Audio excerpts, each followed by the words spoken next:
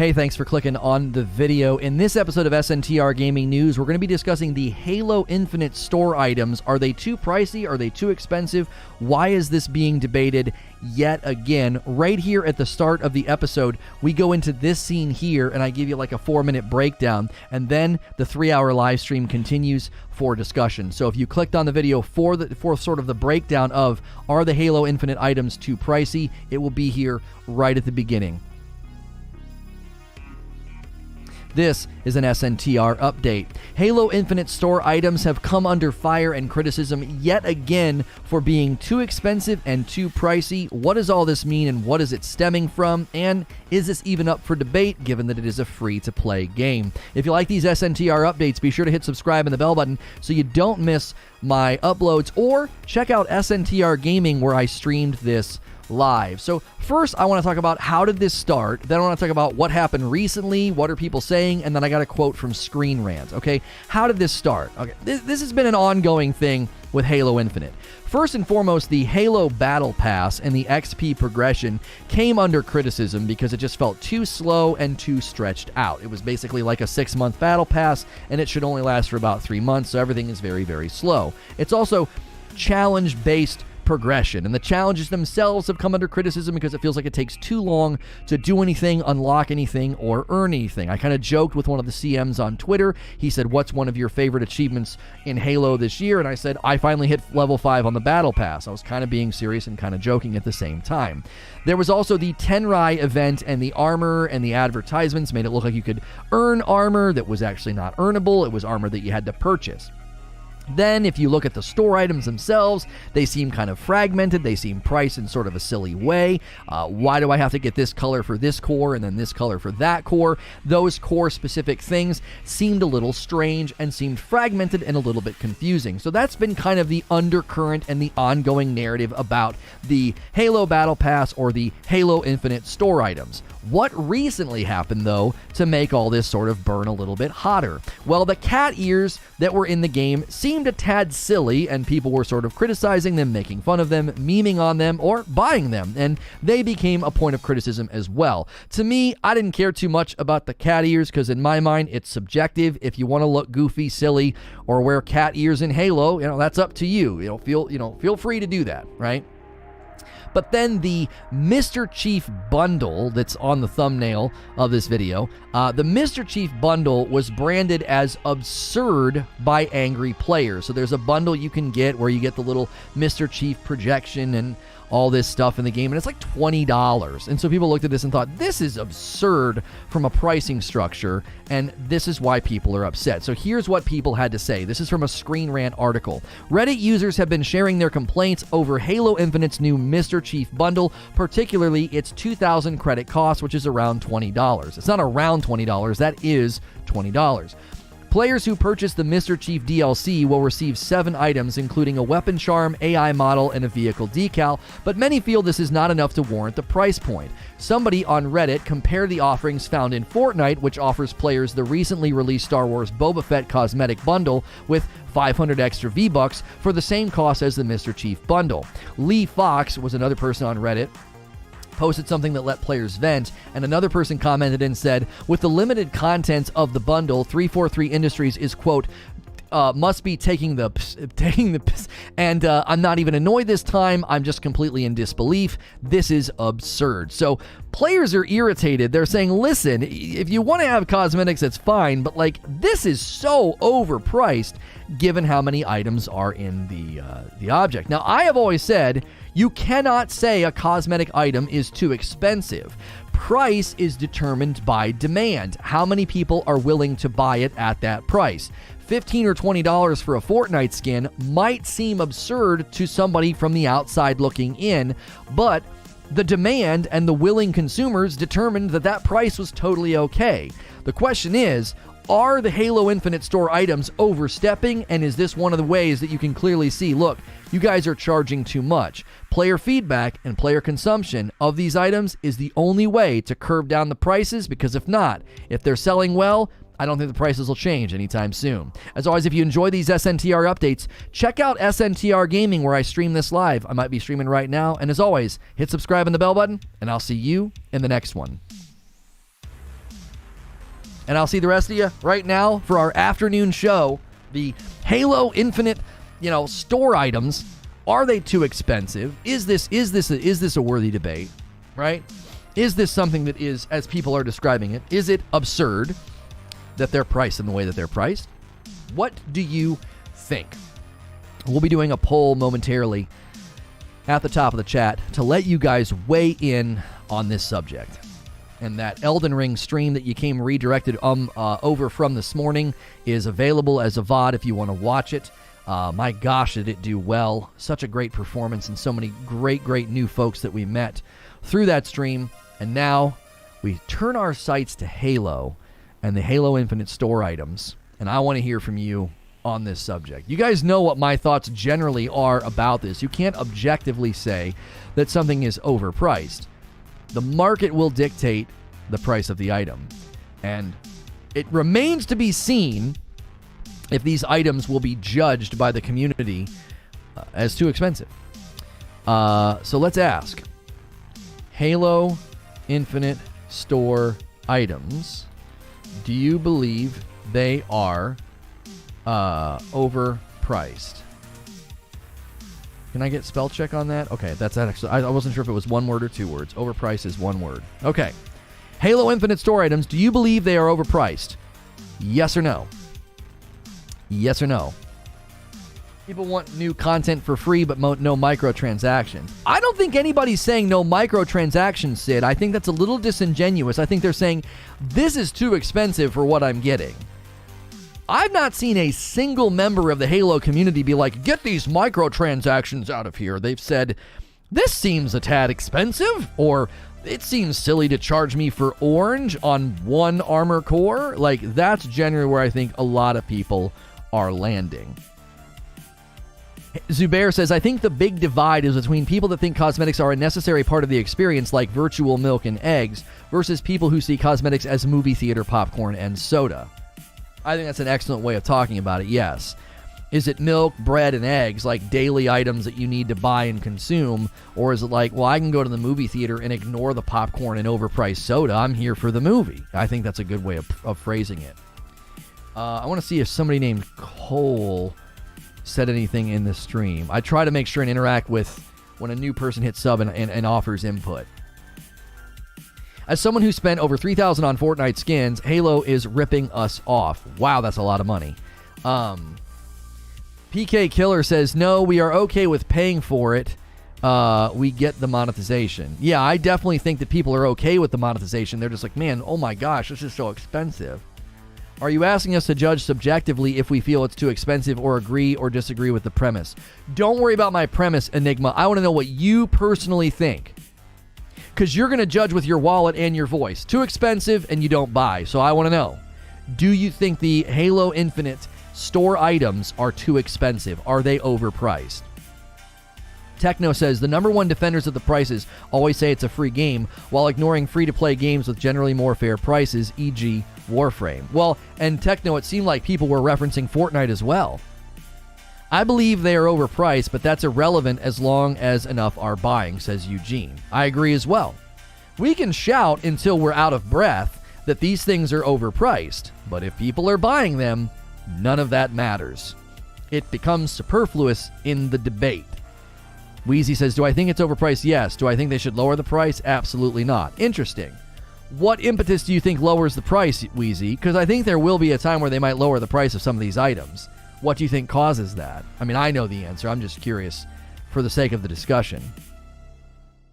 There's way more issues with the monetization beyond the price of the silly themed cosmetics, says Eugene. They need to make money for the extra year of development. I don't like the prices, but I can understand it. People want things they were originally in the other games to be earning or unlockable and cross cores. They would prefer new, cool, wacky things to be paid. Overcharging for limited use and limited appeal, even if the appeal is subjective, says Salty.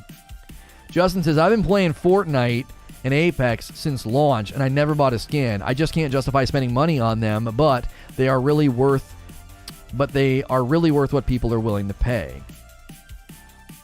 Sounds like a one-way market, says Robert. What do you mean? You're fine, Techno. You're fine. I didn't think you stepped out of line. I just think you forgot yourself. You were just, lacking a little, self-awareness. I didn't want it in YouTube chat, and then you put it in Discord. I'm like, what are you doing? I wasn't upset. I was just like, come on, don't forget yourself. we all do that sometimes. I do. I'm in front of the camera, and it's clear that I can do that and get a little carried away. Weezy says they won't lower the price because despite what people say, the whales that spend money are more valuable than lowering the prices, as some still will never spend money regardless. That's also an element of this. Weezy's bringing something into the equation that I often forget to mention. There are people that will never spend money in this dadgum game, and a lot of the times they're the most vocal. And it's like, well, you're never spending any money anyway, so your input's a bit, thin. Hilly says, I voted yes, but the issue I have is nothing in the store or game is really worth having. The cosmetic showings are terrible so far. The Emil skin may be the exception, but the lack of customization is worse. Okay. Weezy, did you just call me fat? The whale can only buy the item once. Well, that's why there's always something new every day, every week. Because not every day, every week. Tommy says, to me, it's all overpriced. Anything more than free is too much. I will not spend money to look different. Even in a free game, you think they shouldn't have anything? Creature says, push the coffee. We need a test run.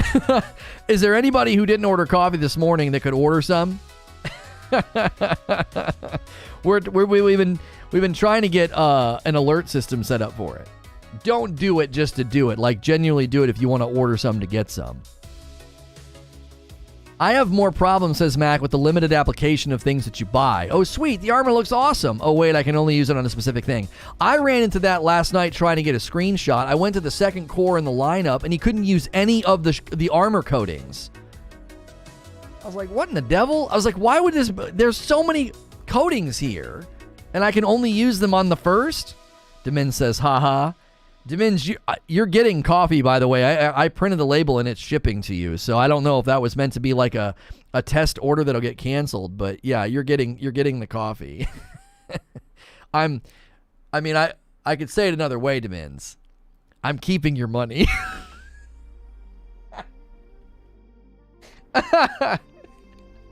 I hope you enjoy the coffee. I should have told my wife to throw in an extra bag for your work on it, for your work on the alert. Okay, you did want it. Okay. 100 purchases at 20 is better than 200 purchases at 5, and that's what the math they're looking at. Right. The armor core thing is super annoying. Yeah, I was like, why? What on earth? These are the most basic... They were the most basic colors. Techno says the prices were tested and researched for months. They chose the highest price with the most buyers. Yeah. Why don't they just add in-game currency? Don't you think that would alleviate some of the anger? Yeah, but they don't want to do that because that would also alleviate some of the purchasing. They're like, well, yeah, we can give you in-game currency, and then everybody would just, grind and earn and buy. Now, here's what I would say.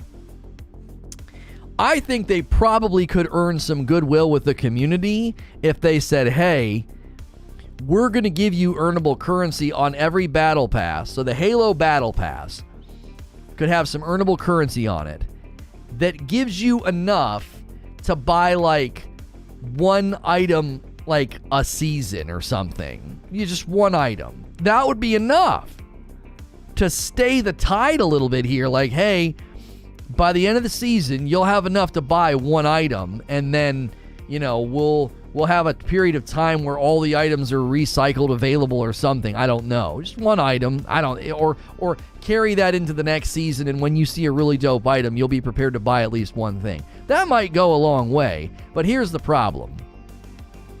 The minute you put an in-game currency in the game that's like earnable and you can use to buy items, what's going to turn into is there will be a then new debate. And the new debate will center around, you're not giving us enough currency, this is too slow, this is too stingy. Because what ends up happening is that becomes a sense of entitlement and expectation. The minute I start giving you a currency just for playing, you're going to start analyzing how often you get it, how quickly you can buy things. And you're very likely going to become annoyed. So the goodwill that I would earn with you, I think lasts about as long as vapor out of a teapot. It's like, yeah, this is nice, and then no one cares. And in 2 months, everyone's like, this is just ridiculous. It just takes too long to earn this currency. And now they're in a whole new debate about, well, you're not giving us enough currency to buy items. They don't want to give you currency to buy items. They want you to spend money in their free-to-play game. And I know you're going to point to Fortnite and the V-Bucks that you earn from the Battle Pass, and you wouldn't be wrong. But it's a different game. It's a different ecosystem. It might not work over here. Techno says, I think it's a bit worse for Halo considering the amount of customization that was free in the Master Chief Collection. That is hurting them. The Battle Pass design in the Master Chief Collection is also hurting them. At the end of the day, says Corver, it's a free AAA first-person shooter that has optional cosmetics to purchase. If you want to purchase, awesome. If you don't, awesome. Overpriced is too subjective to the individual. I voted no, says Necro. Why are you using that at? I voted no. Overpriced is subjective. My questions are, do these things need to be monetized? Can game companies survive without nickel and diming everything? Destiny's not free to play, it's free to try. I don't like slicing it that way, because you do get a significant amount of the game free to play. Free to try sounds like it's like a demo, and after so long you can't play anymore, like you tried it and it's over. There's a pretty significant amount of stuff that you get for literally $0. If they added currency in the Battle Pass as Blue Bandit, they would do it in a way to where you would just be short of anything, and you would still need to buy some credits. What is happening in the chat? Lono. $1,000 screenshot. Make it possible to spend $1,000 on in-app purchases. 100% of the top grossing games do this. Oh, okay. The World of MMO Whales, Josh Strife Hayes, and Let's Go Whaling, tricks for monetizing mobile game players. Don't watch them now, obviously, but whales are more important than literally anything else.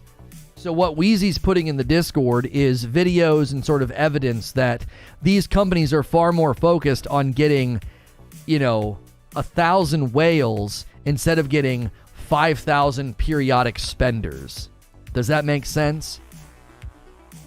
Think about it with the coffee that we sell.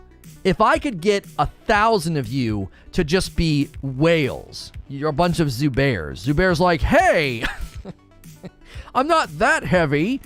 What I mean is, if I could get 1,000 Zubairs, I would take that. Why? I know every couple of weeks, that homie's bagging 3 dark roasts. Like clockwork, right? He's a whale. Big purchase, regular purchase. Boom, boom, boom, boom, boom.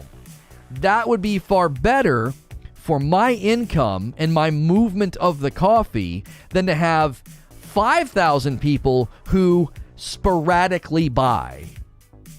Do you see the difference? If I came to you and I said, I've got 2 businesses that are up and running and I want you to manage one of them. Okay, I want you to manage one, and you're going to be paid according to revenue generation and profit margins. You'll receive bonuses according to those numbers. Okay, this one over here has 1,000 whales, just people that spend big money regularly. 1,000 whales. Okay, 1,000 customers. Over here, you got 5,000 customers, but they're more sporadic and unpredictable in their spending, and they tend to spend less. Which company do you want to manage? Remember, you're paid in accordance to profit margins and revenue generation.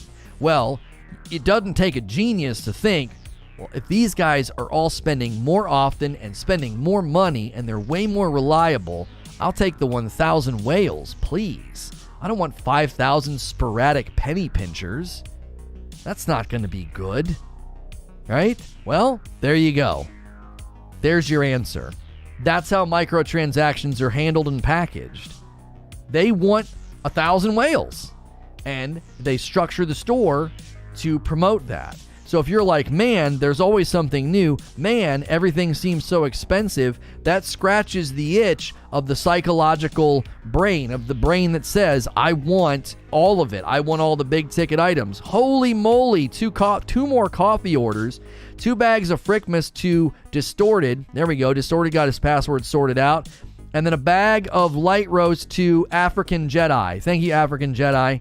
I don't know if that resulted in us getting our alerts to work. We want to have little alert pop-ups for the coffee, and they're trying to work that out. Creature and Demins are hammering away at it. Axe of Eugene says, the cat ears, the recent thing, are exactly the type of cosmetics the store should be hosting. It's the armor cores, the coatings, and the non-interchangeable pieces, the battle pass. Those are problematic. I actually very much concisely agree with that. That is a very, very good way of putting it quickly. Having cat ears or this little Mr. Chief projection at $20, that's not an issue. It's totally silly vanity items at high price. That's great. You make a ton of money and your whales will buy it all. The actual problems are the Halo Battle Pass. The Halo Infinite store items that are fragmented and confusing and only work on one core. That's the problem. That is what needs to be addressed.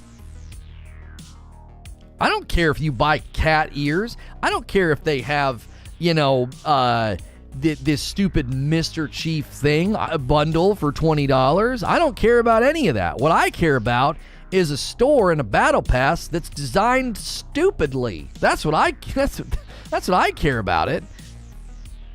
I agree with Eugene. Ew, it feels gross every time I say it. I agree with Eugene's take on Halo, on the Halo side as well. Yeah, I think we're missing the real villain in the woods here, right? There's a villain out there, and the villain is fragmented items that don't work on everything, and a battle pass and a progression system that are awful. That's the true villain in the room. If we're trying to do like a whodunit, like who messed up cosmetics and microtransactions in Halo Infinite? Well, it's not cat ears and Mr. Chief. Interview with a video game whale. I probably spent easily upwards of $20,000 in the past 5 years. Well, if they spent $20,000 in the past 5 years, that's $4,000 a year divided by 12 months. That's $300 a month.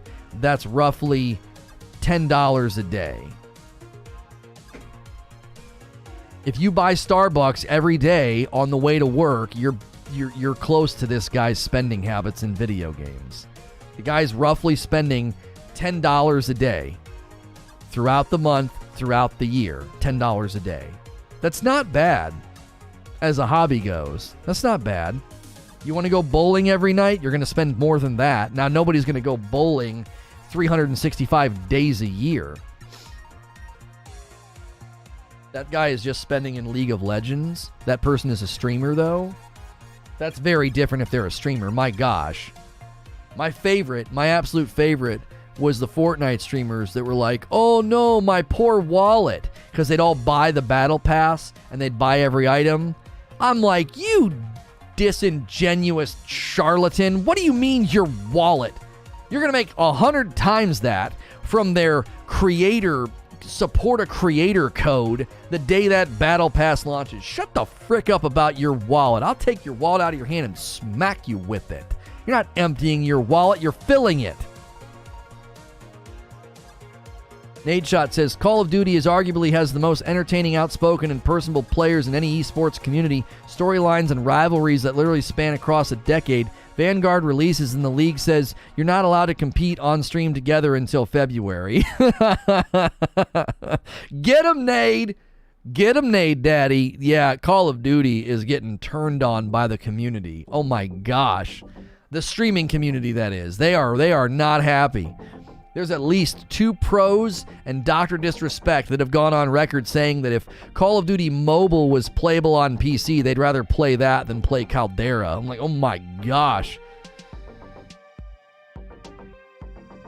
Looks eerily at my Warhammer collection costing $150 per box. Yeah, that guy should spend money smarter.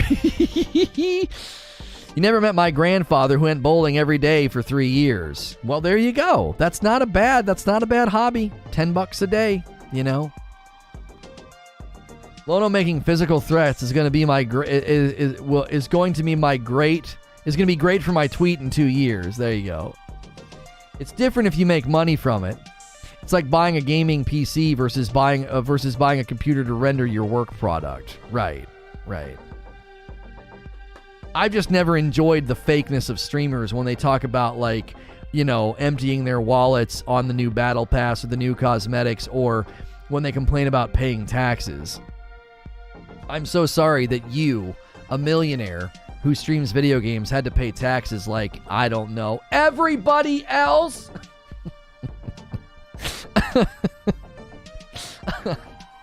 It must be so hard to pay taxes in the top 1% bracket. It must be so tough, you streamer. Shut up. I do. This is going to sound weird.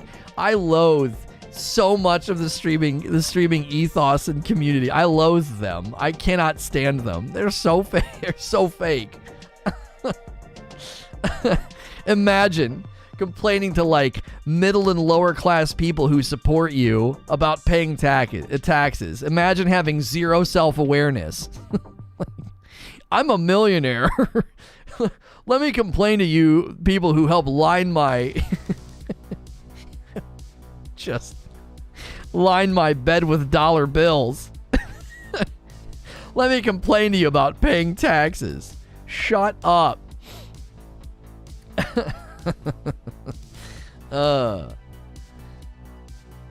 Hey, I could have used that tax money to buy ceramic brakes for my Porsche. The struggle's real. Yeah, it's hard out here. It's hard out here for a pimp. Most Genshin Impact whales spend around $300 a day. Oh gosh, Jiminy Christmas, 300. You can't buy self-awareness in microtransactions. Yeah. Personally, I would spend $10 here and there way more often if the usage wasn't severely limited and the selection of the items was more broad. Oh, I completely agree with you, Salty. I completely agree with you. If they had an amazing armor coating pack in the store right now, if the Halo Infinite store items all of a sudden dropped like a really, really great armor coating pack, and I could use those armor coatings on any of the armors, on any armor cores, oh yeah, I would certainly buy it. Because I'd be like, oh, this is nice. I can use this on anything. I can always look awesome and, you know, red, black, white, and chrome lined and all that, you know. I wonder how much money people spend on raid passes for Pokemon Go. Oh, yeah, I don't even know. It seems like they set the microtransactions up to literally create whales. A dude I know spent $1,000 during a character banner release event. Jiminy Christmas.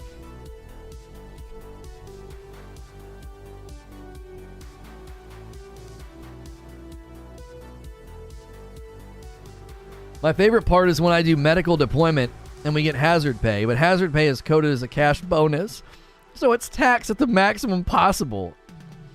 That is just America. That's horrible.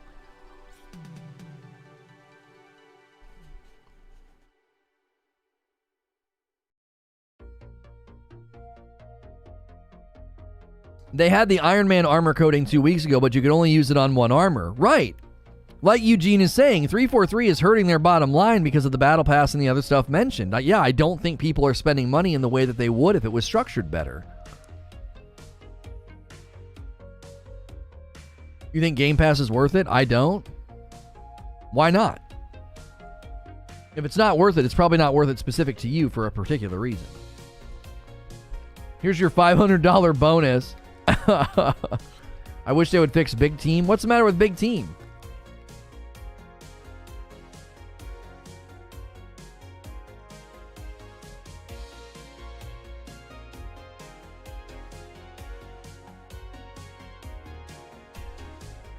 Do you think microtransactions are different or the same strategy as something like Star Citizen? I have a friend that's easily spent $10,000 to $15,000 in that game already. No, it's different.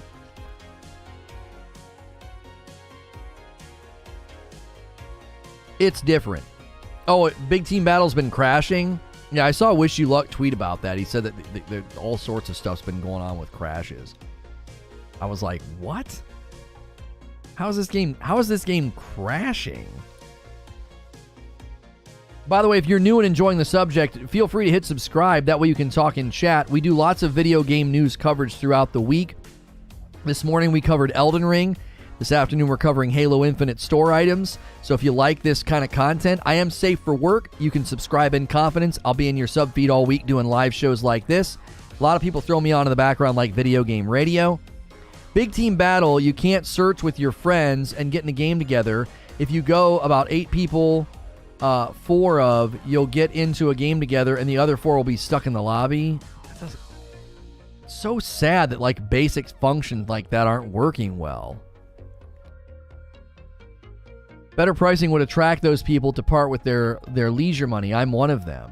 Yeah, I haven't even bought the premium battle pass yet because I'm like, I don't know. I see the items I'm not getting and I think, well, it'd be nice to have those items. But then I'm like, I don't know. I don't know if I want to spend money on this. I don't know if it's a good idea. It seems like I'm being kind of squeezed for it. And I also look at the structure of the items. The structure of the items is one of the main reasons that I have not bought the premium pass. I've not bought the premium pass because in my estimation, the armor coatings being limited to certain cores, I'm just like, yeah, I don't know. I don't like that. You can't even load by yourself half the time, says Kaganeko. I spelled leisure wrong. I knew what you meant. Love the content, bruh.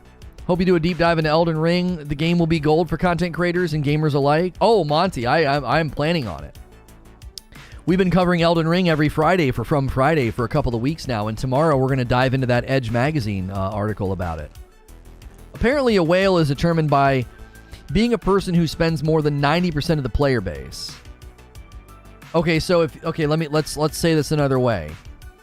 So if you spend more money than if you average out what 90% of the player base spends. Let's say the average player base, you got 90%, and we average the spending of that 90%, and they spend, on average, $3 a day, and you spend $5 a day, you'd be considered a whale, because you're exceeding what most people spend. Now, obviously, that chasm might be bigger depending on the whale. Like, if the average 90% of the user base spends anywhere from $1 to $3 a day, which would be $30 a month, and you spend $50, you're considered a whale, technically. I wonder if as soon as you leave that 90%, if you spend significantly more than the 90%, right? That's what I would think. Is that once you leave the 90%, you spend way more. So it's like, yeah, whales spend more than the 90%. The 90% spend like $1 a day, and they spend like $8 a day.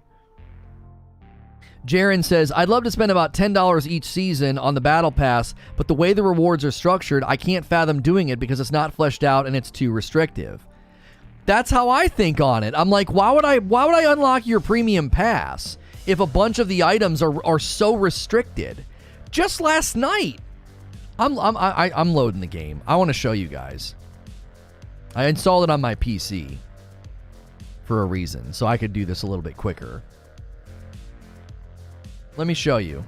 I'm gonna show you what happened last night that really, really solidified it for me. I was like, I don't know if I want to buy the premium battle pass. It was a very, very simple display. I think it's a display of stupidity. It's like, who the frick thought this would be a good idea?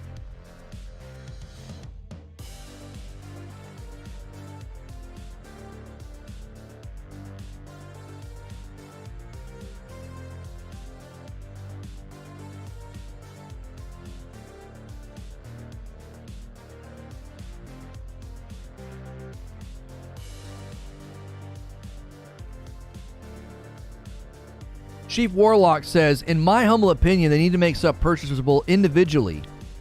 There's already been, from what I saw, stuff that I wanted like a charm, but I wouldn't pay $10 to get it. Oh, you don't want the bundle. Right. All right, hang on.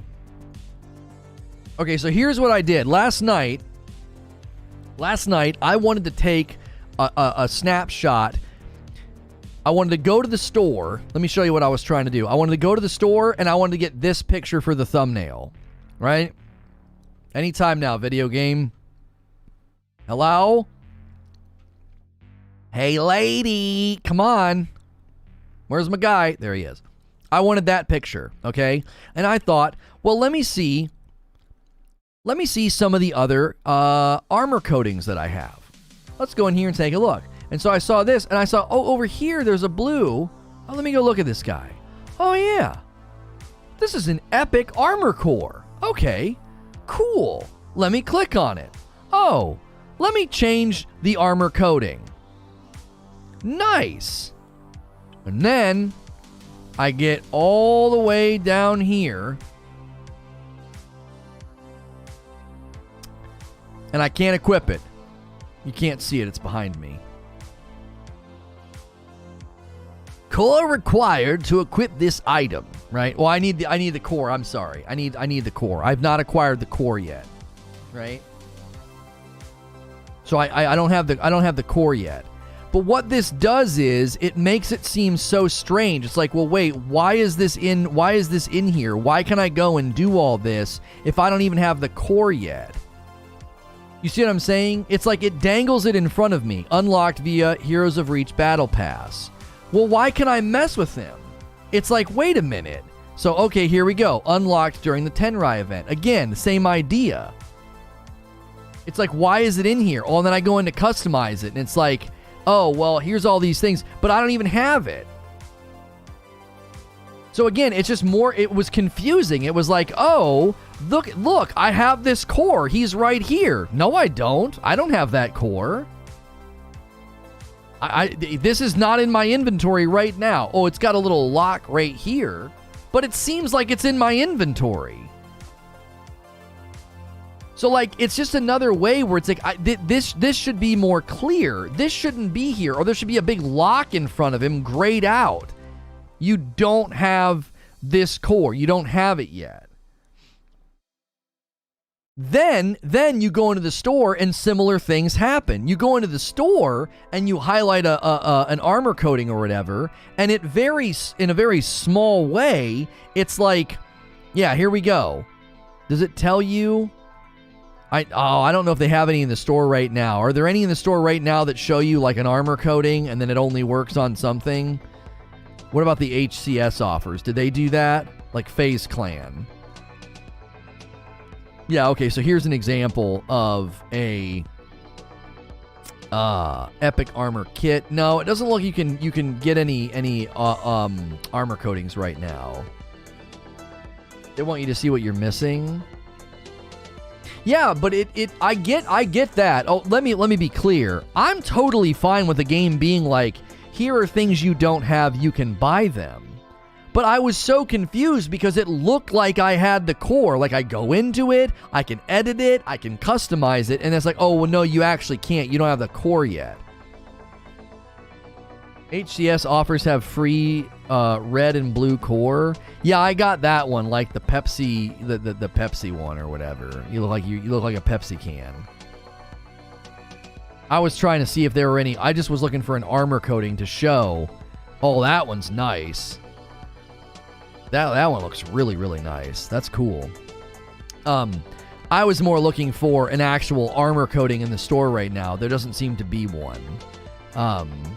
There is... Wait, hang on. No, trinket stances and decals right now. Where do you find the free codes? I think you go in and it literally says you can pick one, doesn't it? Or there's like a couple you can pick from, I think.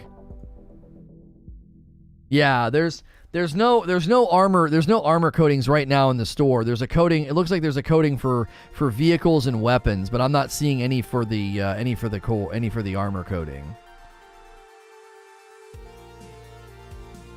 it was just another example of like, I booted up last night and thought, oh, let me test out a couple more shaders. And I was like, oh, let me check out this core. Oh, let me do these shaders. I was like, oh, you don't have the core. And I was like, well, then why'd you let me even come in here and look at all this then? You know what I mean? Like, it made it look like I had it. And then I was like, well, you don't have it. And I was like, okay.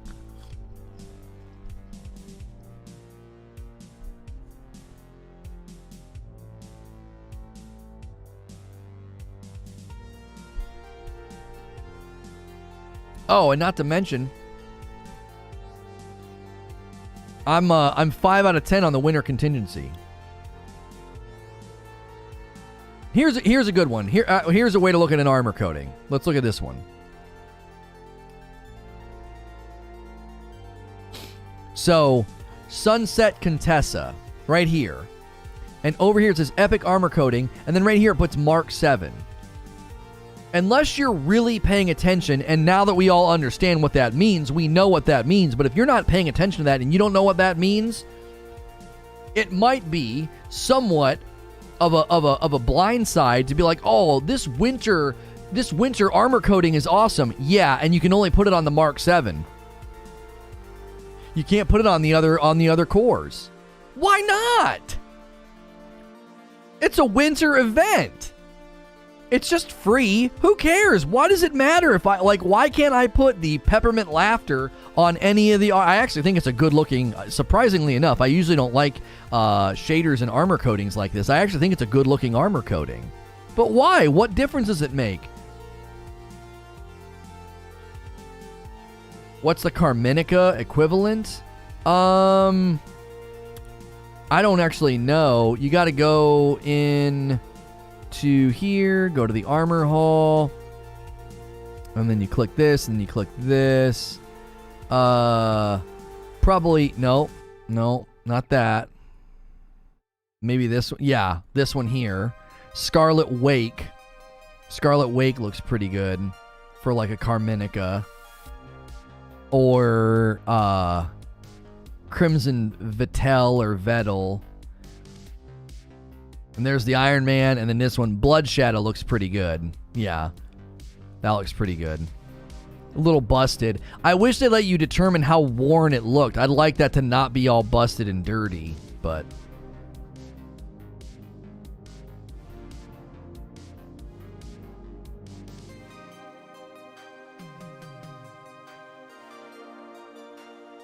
For comparison, how much of the esports one? Yeah, the HCS offers are great. The HCS offers are great. You buy FaZe Clan, you get this Mark 7 Epic Armor Kit. So that's what the armor looks like, and it comes with that shader baked in. And then you get that for the battle rifle, and then you get this decal for your, or I'm sorry, this plate, this nameplate or whatever. Now, some people might complain because I'm fairly certain you can't customize these kits. These kits are all or nothing, which I think is okay because the teams probably approved what they look like. Like, that is dope looking.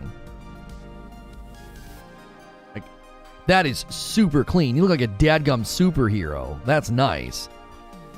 I think that's one of the cleanest ones. The G2 one is very nice too. I like that. That red visor and the black. Yeah, that's very, very nice. That one's a tempting purchase for me. That's only $10. So I think these are all very fairly priced, and they look really, really good. I think they look very, very good, and for $10, I think they're well worth it.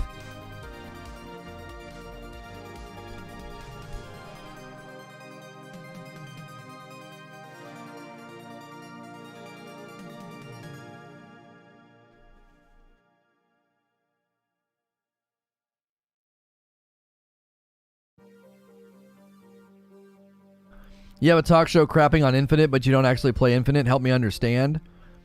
It's hard to help a dumb person understand, so I'm not going to waste breath on you. They aren't as great as you think. If that's the only look you care about, sure, but they're all or nothing. You cannot customize a single thing about the armor with those kits. No, I understand that. I think they look good enough that that's okay. I think these armor kits look really, really good, and I think it's okay that you can't change them. I know that's frustrating for people. That should be made more clear. it should say Epic Armor Kit, and it should say armor kits are not customizable, right? I think that would be okay. It just needs to be, if there's one thing about the store that I don't like, is its lack of clarity. It's like, okay, you've got really good items in here, but again, there's no clarity on them, so people are going to be confused. They're going to be like, oh wow, this Cloud9 one looks amazing. And you're hoping to customize it, or maybe you think that's an armor coating that you can put on another kit or something. Nope, it's an all or nothing thing. So that again, I think much of my criticism of the store rests on the fact that it's not going to function well as a store if people feel like they're confused or like they got misled. Even if you mislead somebody by accident, you're still misleading them. If this is all incidental and people are buying these items and they feel misled, I don't give a rat's booty cheeks if it was by accident. The consumer is then less likely to spend money. They're not going to spend money in a store if they feel like they got misled. Oh, I bought that Cloud9 armor kit. I thought the colors were great. It's not an armor coating. It's an all or nothing kit. I didn't know that. You think that person's going to part with their pennies again? No. They're not going to.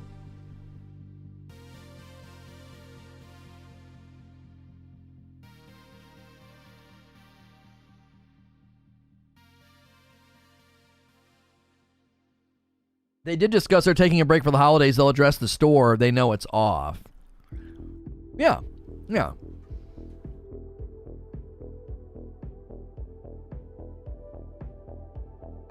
I'm dumb, but you're level 5 in the battle pass, and you get 2 levels a day for your first 7 games. You right? You want to crunch those numbers again? You want to get out your abacus and your calculator and crunch those numbers again?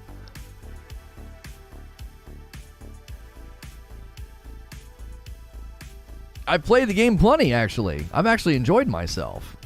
But I'm not making sure to log in and do 7 games a day. Before I answer the poll, how much are we talking about store items? The store items that started this debate is this right here, Christina. Oops. There we go. It's this right here. It is it is Mr. Chief bundle. It has an AI model. Wait, hang on. It has an AI color, an AI model, and a charm for $20. Wait, hang on. Okay, and then these nameplate and emblems. And this is what got everybody riled up. Now, I commonly tell people that they're making a fatal error when they call a cosmetic item too expensive, because there isn't some barometer somewhere that we can be like, yep, this is too expensive. The only determiner of an item being too expensive would be a complete and utter lack of sales. Like if nobody's buying it, okay? We can all shout and scream and storm Reddit and say these items are too expensive, but if people are buying them, then they're not going to come down in price. We cannot determine the price of something by sheer irritation or disagreement with it. That's not how cosmetic vanity items work in a video game. What determines the price of these items being either too expensive or not is there a willing consumer base that's buying it? Another coffee order, a Frickmas and a dark roast to PKK Apathy. Thank you, Apathy. That was about 20 minutes ago. I'm sorry I didn't call that out.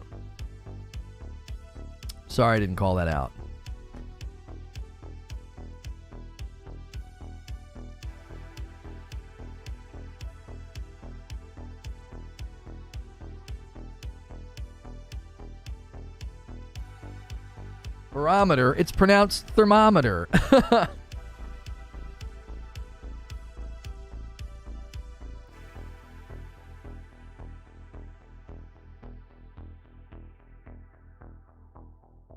Complaining about the price of store items in a free game is beta energy? Well, I think speaking in you're an alpha or you're a beta. I actually think that's very... ironically, I think that is weak and not... like, alpha males and alpha lions, alpha animals, they don't walk around and make sure everybody know they're the alpha. They just are. Like, a tall person doesn't walk around and remind everybody that they're tall. You can just see that they're tall. But I do think complaining about the price of store items in a free game, it can run into the ground, and nobody has been really doing that until recently. Right? Mainly, the complaints have centered around the store being fragmented and confusing. Most people have not been like, this is so expensive, or there shouldn't be microtransactions in this game. That has not been the primary concern or complaints from the community. Most people have readily said, in most of the posts that I've read, they've said, listen, it's a free-to-play game. I'm totally fine with microtransactions. However, this is set up in a really dumb way. Why are armor coatings only working on one core? Why are these things set up this way? It's confusing. It feels fragmented. It doesn't feel like good value transmission. Until recently, nobody was actually complaining about the prices. It was because of the nature of it. It's a meme word, relax. We're busting your chops. If you're an alpha, you should be able to take it. See how that works? I'm not dumb enough to buy a pineapple skin for $10 on a grenade. Yeah. The Alpha Wolf stuff research was debunked. Wolves only act like that in unnatural situations. Real packs are extended families. Elders lead. Oh, really? I didn't know that.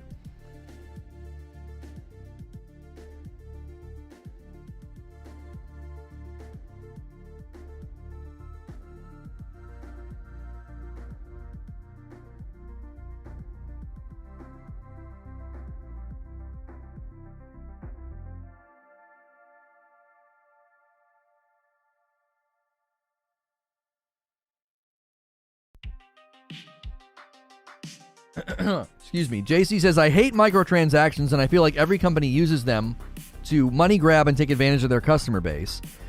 I'm old school. Just let me play and pay for the game and leave me alone.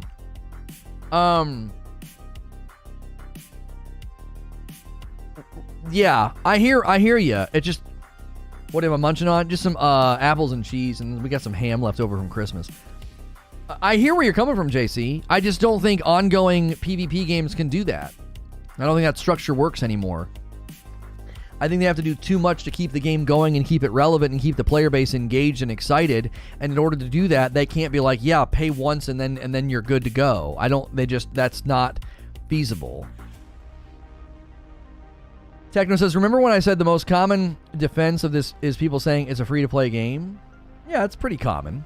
I think it's, you know what's funny, Techno? I actually think it's a very good and appropriate defense a lot of the times.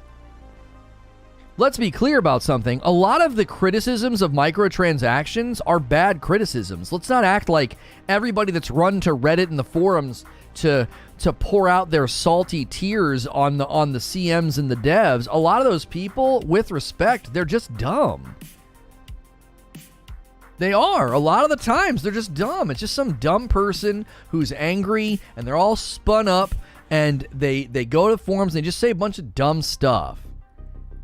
And then there's the real thoughtful guys that are like, well, now hang on a minute. There's actual criticisms here. Battle Pass progression, the challenge system, the XP payout, the earn rates, basically come play 4 games a day, and after that, get the frick out because you're getting a depreciating return of XP. Like, all of that, as well as the fragmented nature of the items, those are good criticisms. And here's what ends up happening. The gamers that are okay with the micros or they like the game, they see all the dumb criticisms. And so what they end up doing is they're like, well, it's a free game. Will you shut up? And then the thoughtful guy gets lumped in. The thoughtful guy's like, hi, hello, I did some research, crunched the numbers, compared this to industry standards, look at pricing, look at value transmission, look at communication. I broke down the fragmented nature of the armor coatings, and I believe there's some things here that could be changed. And they're like, shut up, it's a free-to-play game. I think that's a mistake.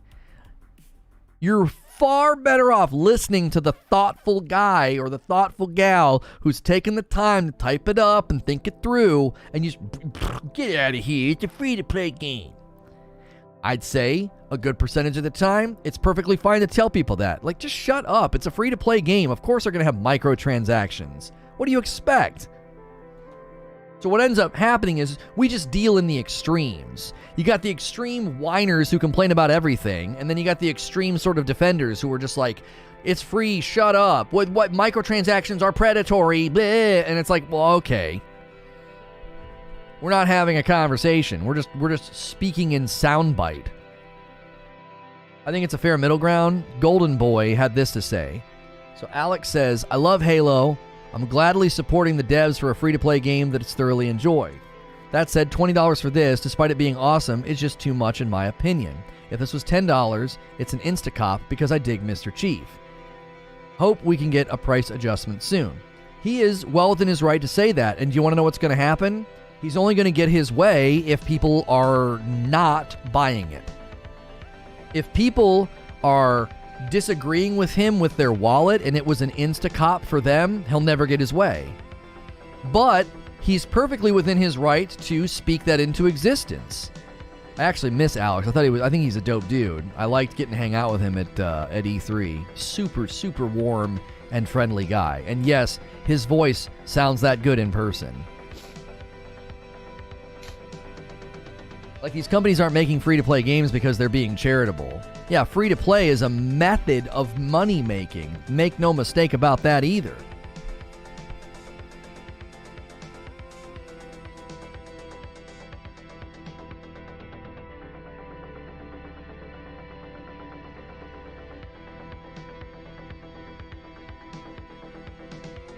Distorted says, I disagree with free-to-play as a whole, not the micros. Those are the result of the free-to-play aspect. So you don't like the free-to-play aspect, which leads to the micros.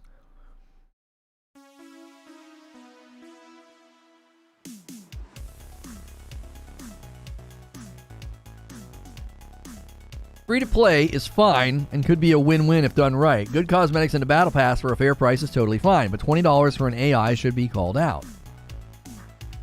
But why? Why should it be called out?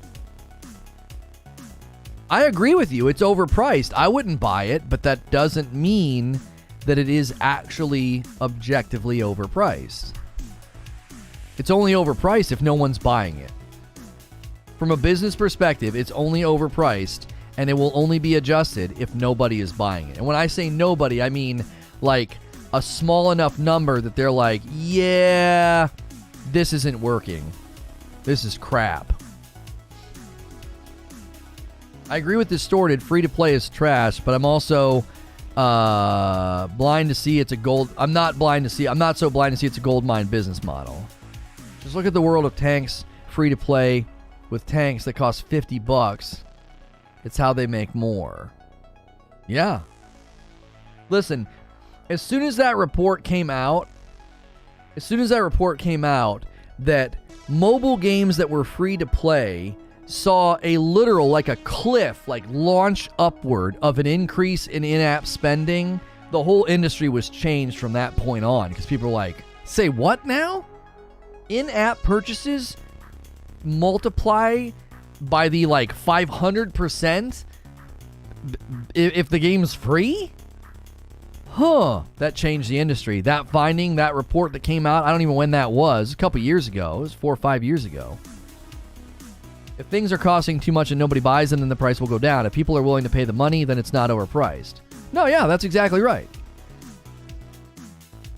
You're still here. You took your chin shot in stride. I respect that. I gave you a little guff and you're still around. I like people that can take a shot.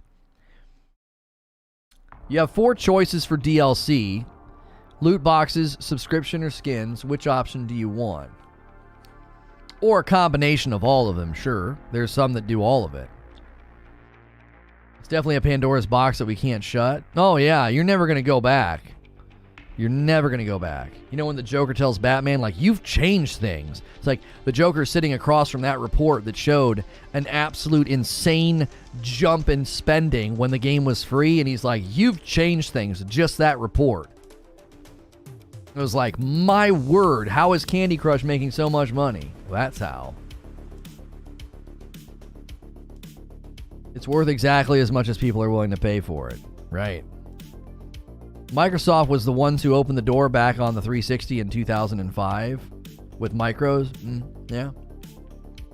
I'd rather play games that are in your shirt style, by the way. I like the shirt. Thank you. It's a classic Kung Fu. It's got all the classic stuff on it. If you like my shirt, it's from 80s Tees. Be sure to use the shirt command. You can get a huge discount if you use my code over there. They've got a great collection. Star Wars, Marvel, video games, all of it. So be sure to use that. Maybe some after Christmas shopping. The disc plates are also a partner that we are partnered with. You can get a great discount if you use the disc plate link below or the link in chat. Anytime you add anything to your cart after clicking that link, it should apply a discount. And then the coffee. Tons of coffee orders today, so thank you. The coffee is not a partnership. That's ours, by the way. I'm not sending you to some other site where I get a kickback. Like, it's our site, it's our coffee.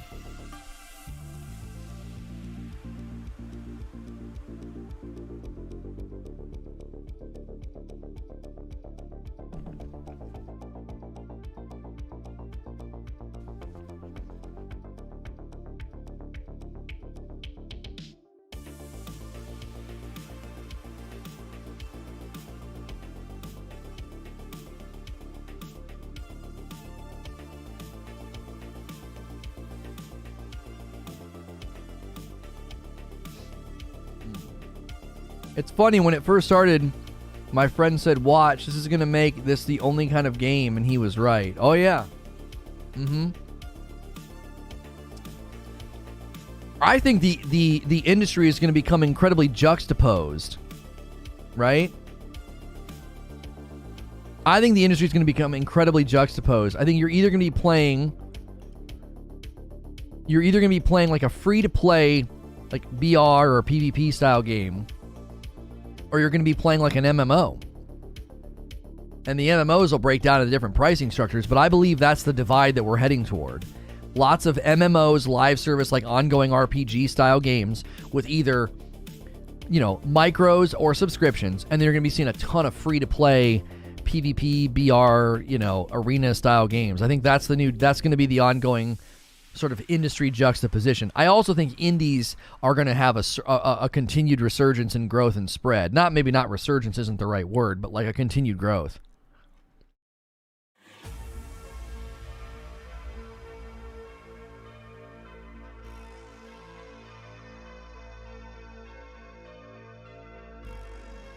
Fun fact, Lono and his family live in a coffee warehouse. Yeah, Lono's the elf in the coffee workshop. That's right.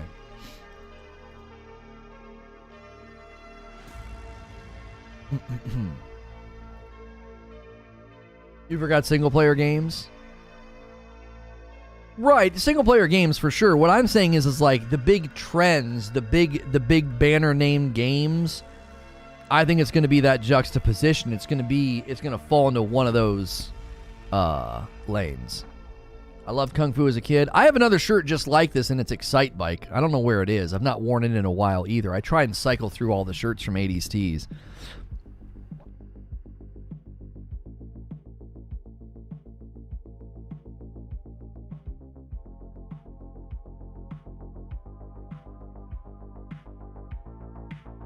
Micros are fine, but Halo is suffering from nothing to do, nothing to grind for, especially after rank 100. They need a Call of Duty style cosmetic unlocks that you have to grind for.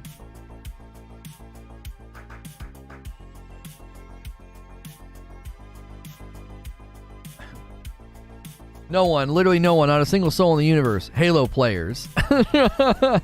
Just a car stuck on a landing in a stairwell. Games are changing so fast, the market isn't agile enough to respond. There is lag. Yeah. I think you're going to continue to see MMOs and free-to-play like BRs and arena-style shooters and stuff have an impact. As long as devs are willing to make AAA cinematic single-player experiences, I'm good and will continue to pay full price for that. I believe that you and many others will, but when we look at the rise of the PC landscape and the Asian market, I think that's going to lend itself very well to a lot of what I'm saying, that the market juxtaposition, the industry juxtaposition is very, very sharply going to divide on these sort of free-to-play style games and then, like, MMOs.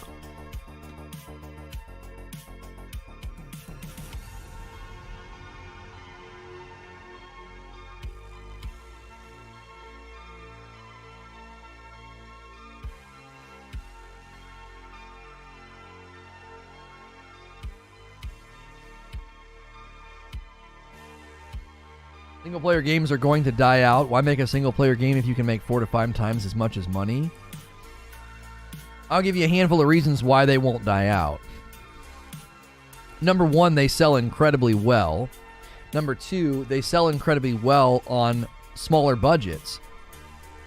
So the margins are rock solid. They're not as risky.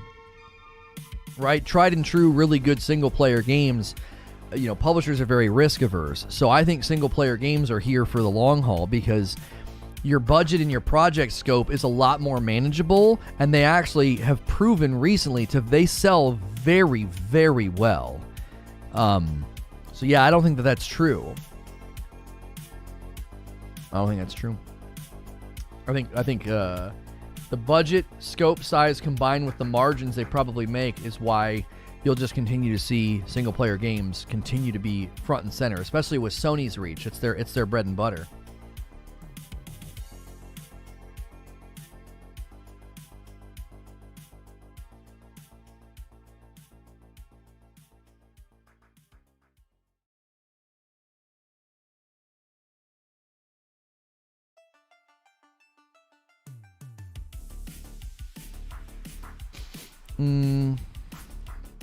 So you're doing Infinite now. Hang on a minute. Can't finish a couple days. Can't wait on my phone's mobile. How's one using this? Speaking of completionist, haven't seen you in feels like years.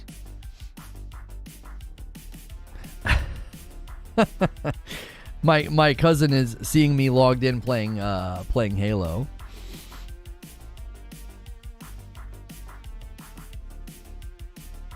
I wish Elden Ring didn't get delayed from January to February. Yeah, same.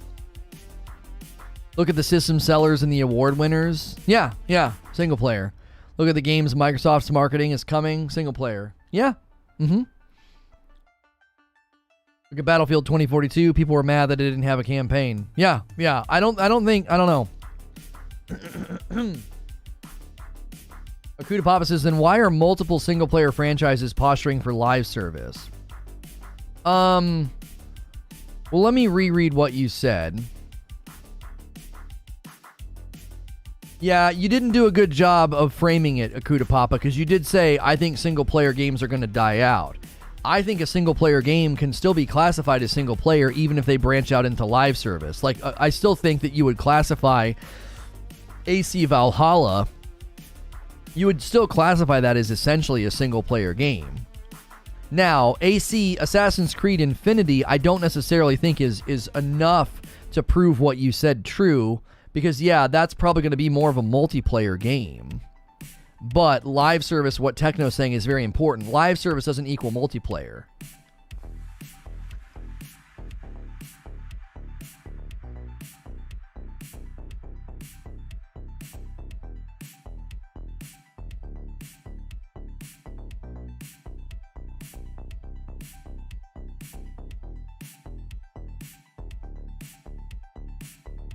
So yeah, you're not wrong, Akuta Papa, if you were to rephrase your prediction and say more and more single-player games are going to come baked. They're going to have live service baked in. Oh yeah, you are 100% right about that, because it makes money. AC Valhalla, don't make any mistake about this. AC Valhalla will impact the industry significantly. significantly.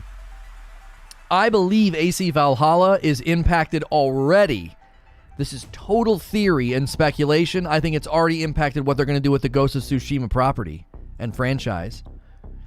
I am dead serious. I think it's beginning to have that impact.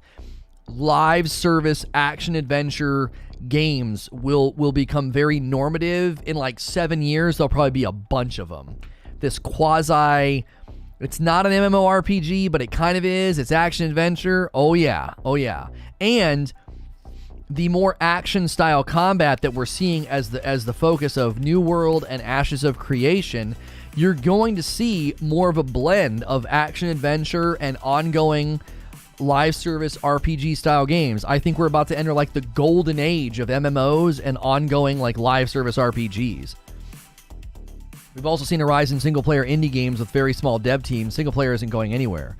Yeah, I mean, look at the sales of Death's Door as an example. Good for them. They won an award, didn't they?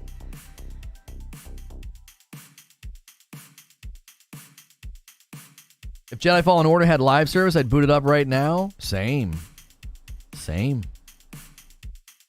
If Horizon Zero Dawn had it. Yep. Would you consider Minecraft as live service? Yeah,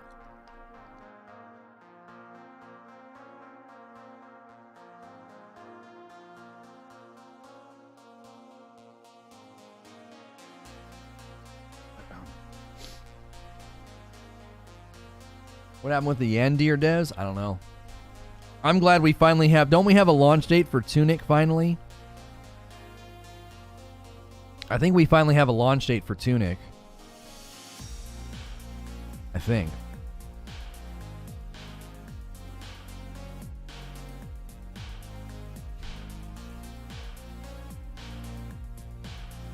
Total summary. Reports. Earnings report. Thank you to everybody who's been using the Amazon affiliate link whenever you go shop at Amazon. I greatly appreciate it. Custom date range. Apply. Yeah, appreciate it very, very much. That's awesome that you guys did that, especially over the holidays. Yeah, it's Tunic, the Fox game made by one guy. Yeah. I think we got a launch date of the Game Awards.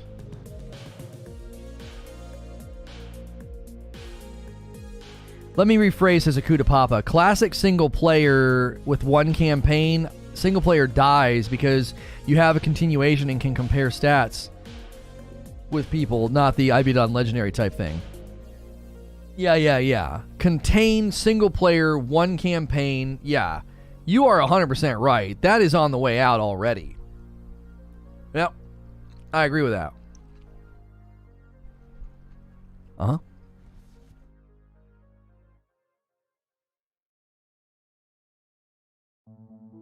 If you guys are just tuning in, make sure and take the poll at the top of the chat. Halo Infinite store items, do you believe that they are overpriced? Yes or no? Also, could we get 200 likes on the video? We stalled out at 150 likes. I feel like a lot of people have come in today for this subject. And we're having a good time. A lot of new subs on this stream as well. So thank you and welcome to the new subs. We appreciate you. Waiting for a Paper Mario remake on Switch. Maybe. I don't know if they're going to start diving deep into remaking a lot of their property. They seem to like to do new Mario games. Have they done any remakes of any Mario games recently? I mean, they did the Mario Party thing where they brought back a lot of the Mario Party mini games and boards from the old ones.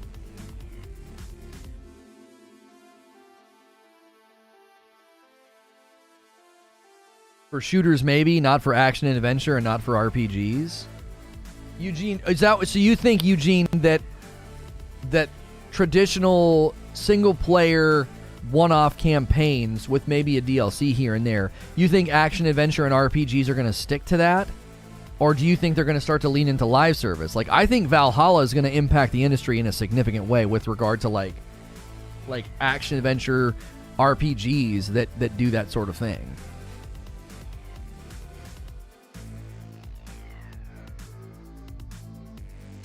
Most of the Switch games are from Wii U, probably because many people skip the Wii U. Sure. Have a happy New Year. Hope your Christmas went well with your in-laws. I'm out. Check in next week. All right, thanks, JC.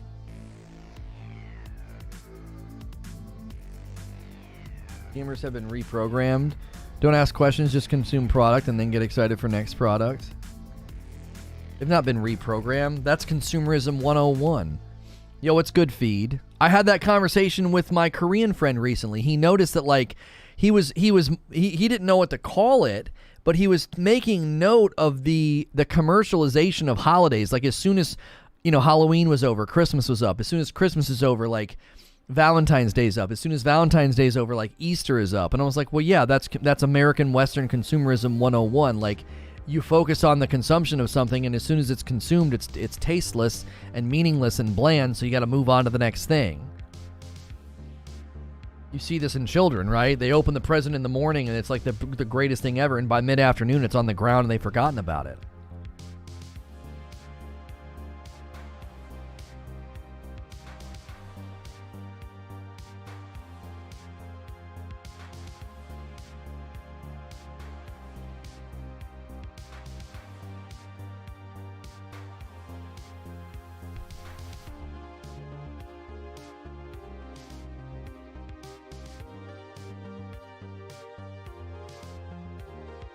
Eugene says, I think there's a large enough group of people who like to finish games and move on. You're probably right. You're probably right. Another coffee order coming in. Oh, this one's from Demins. Do you want that one too, Demins?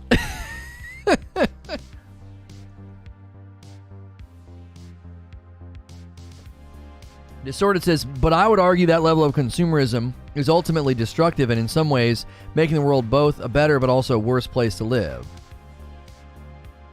You wanted that one too? Okay. Oh, yeah. Right. So if you're here for the Halo Infinite store items are too expensive, we want to hear from you if you're new. Be sure to hit subscribe, the bell button, talk in chat. We want to hear from you about this. Halo Infinite Battle Pass, the Halo Battle Pass, and then the Halo Infinite store items is sort of the central discussion today. Are they too expensive?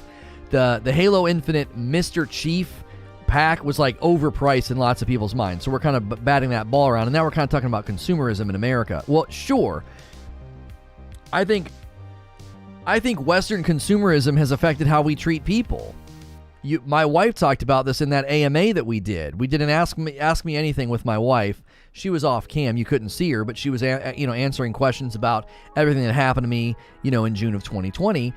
And she says that we treat people, she would not let her kids get into streaming because then you're a consumable product. And once you're a consumable product, you're treated as such.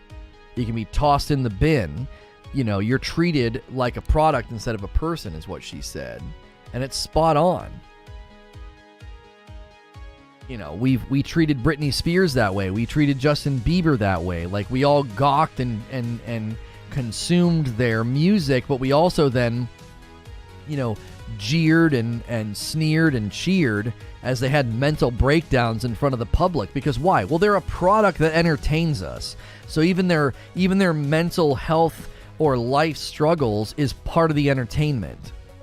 And then when we're done with them, we're like, yeah, whatever. Bieber's a jerk, and we throw him over our shoulder.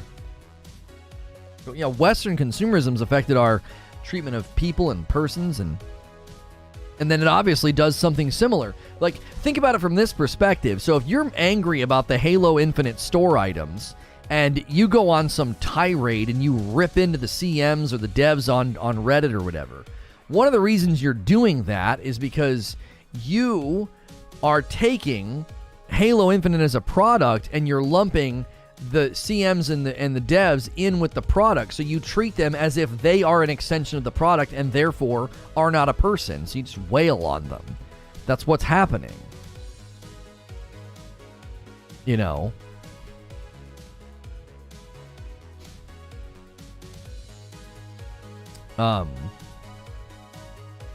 SM is not dating robot. Unless CC comes to you and offers to talk because of value. You don't do stuff. Don't ask for a video call. I was like, what? Sorry, I was reading a tweet. Mm-hmm.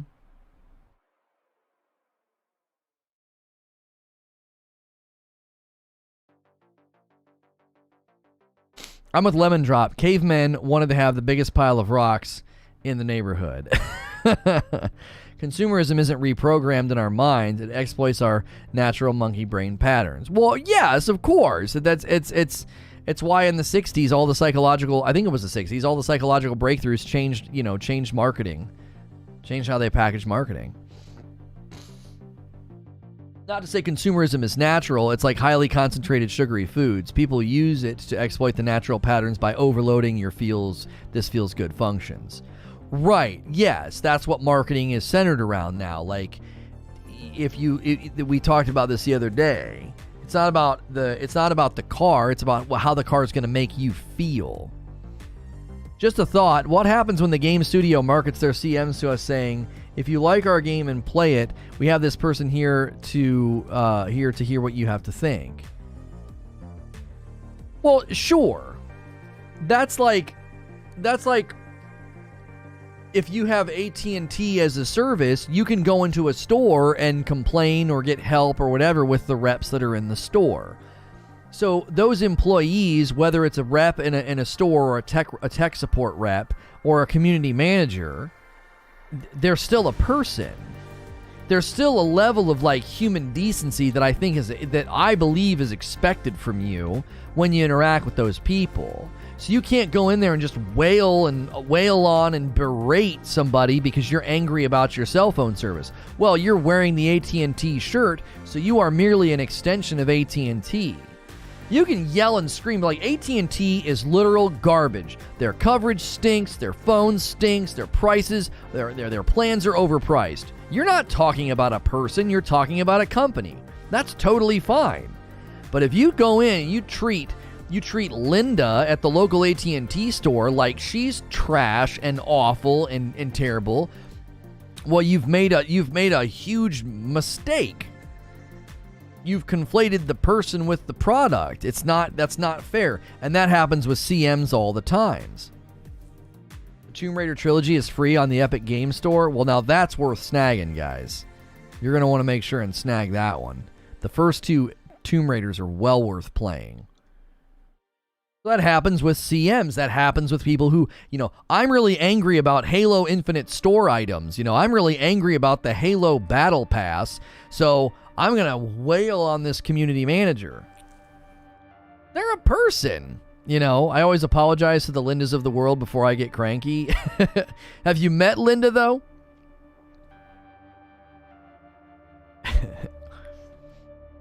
That's customer service 101. Customers mad at the situation, not you. Yeah, but that doesn't mean you're a punching bag or a doormat. I think customer service reps and CMs, I think they should stand up for themselves more often. I think when people are being awful, they should be told that they're being awful. I did that many times. I said, listen, I'm your best shot at getting this resolved. I'm your advocate right now. I am your best friend if you want this problem resolved right now. So please, don't take this out on me. I'm going to do my best to help you. And that would usually calm them down. Why? Because I snap them out of it. I help them be aware of themselves. Like, what are you doing? You're in a public place, ranting and raving and cussing at me. Come on, settle down. That's not going to help anything. People that are caught up in that emotional spiral, you must stand up for yourself and say, I'm not your punching bag or your doormat. I'm here to help you, but you can't mistreat me or talk to me like this. The service rep is likely as frustrated as you. Why tick off the person capable of helping you? I would tell them sometimes that. I'd be like, listen, I'm as irritated as you are. I'm sitting here on the phone dealing with the same, hold wait time that you're dealing with. It's a bummer. I can't wave a magic wand and fix your account. Sometimes I got to call in, you know what I mean? As a customer service manager, that's exactly what I do. That's what you should do. That's what you should do. We've allowed this entitled sense of like, well, if I'm angry, I can act however I want. What the frick kind of logic is that? That's the way my children think because they're children. My son thinks that when he's angry, he'll tell me this. Why'd you hit your sister?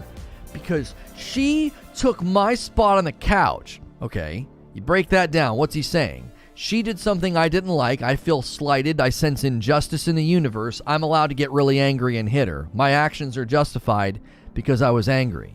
Okay, well, he's 5. We're working on it. When you're 45 and you're being a Karen and you're just yelling at somebody because you think, well, I'm angry, so this is all justified. You're acting like a 5-year-old. And I think that people should be told when they're acting that way. You're not doing society or the person any good by just letting them act like that. I always let them embarrass themselves and scream and shout at me until they start personal attacks. Then I kick them out of the store. It depends on the building, though, Sven, because what I did, I felt it was necessary to be like, you can't talk like that in here. If there were kids around especially, you can't come in here and talk like this is the Sailor's Bar downtown. You can't do that. No. There's children walking around in here. You better cool it. I would check people real quick. This isn't a public space, but like you're interacting with people. You're interacting with the public right now. You can't be a fool. You know. And I think community managers and development companies, game developers, should start to stand up for themselves. I'm like, listen, we're not going to tolerate this. What are you talking about? You're not going to walk all over us, treat us like punching bags and doormats. If you're really angry about the Halo Infinite store items, okay, let's have a conversation. We have a vested interest in hearing you out. I was at a Target. There were for sure kids around. Yeah. If I angrily berate a company, I'm not going to do it to the lower downs whose jobs is to help me, but I will at the people at the top because they are perpetuating the thing I dislike. Oh, yeah. Yeah.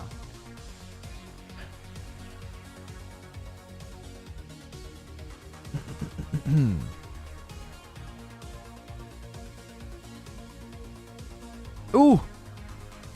You're doing that person a favor by checking that behavior? I had at least 5 customers who were being terrible, and I let them know they were being terrible. At least 5 that ended up apologizing. They felt really, really bad.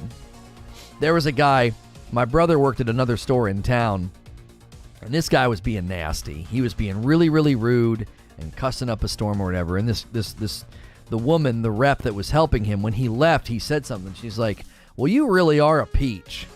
That's what she said. You really are a peach. And I had a lot of respect for this guy because he came back and he apologized and he had gone to the grocery store and bought a peach and he gave it to her. I was like, you know what? Got a lot of respect for that. We all lose ourselves in the emotion of the moment. We can all act like a buffoon, right? We can all become a tyrant, in our little world for a moment.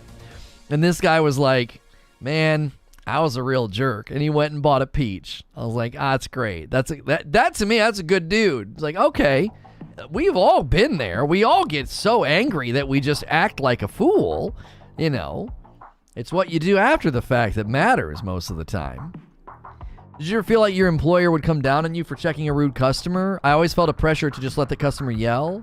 No. My manager always said, don't get in an argument with them. That's not what you're there to do. You're not there to have an argument. But he said, you are well within your right to demand respect. He said, you're allowed to demand respect. He's like, I don't want people coming in here and thinking they can yell and cuss at you just because they're angry. He's like, you're well within your right to check that behavior.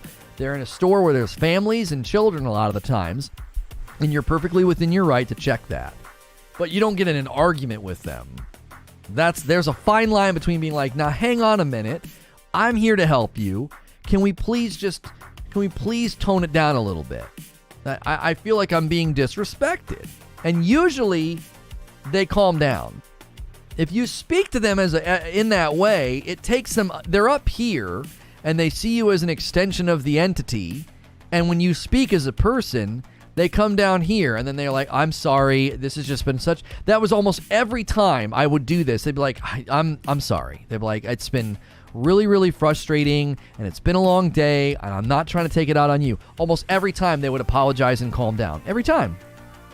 They're not a monster. They're not Gojira walking around breathing fire at every person they see. Now, certainly I ran into some of these ladies.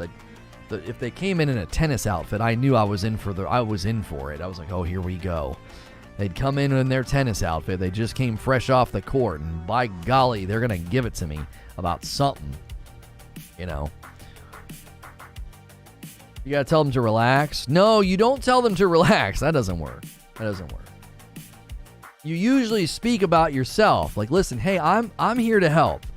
I'm here to help you. Please don't take it out on me. And then they would almost immediately deflate. Viva La Dirt League had some great skits to go along with most of your topics. I've never heard of that before. Some Karens look like Gojira. Oh, yeah. Yeah. I worked in 2 different AT&T stores, and the one AT&T store that I worked in, it was in a rich part of it was at a rich, very, very rich part of the city. Oh, gosh. When they came in their tennis outfit, buckle the frick up. They're either going to buy everything and be as sweet as pie and very attractive, or they'll be very attractive and very angry. They were always so, like, you could tell. They might be maybe, you know, maybe they're a little bit of a trophy wife, you know. Especially if they come with their husbands. You're like, what in the world? How'd you pull this off? Oh, yeah, that's right. You're rich. In any case, it was one or the other. They'd either come in to be super sweet and spend a ton of money, or boy, they'd come in and man, oh man, they're expecting you to say how high when they say jump. You know, they expect it. They expect to snap and for you to do what they want.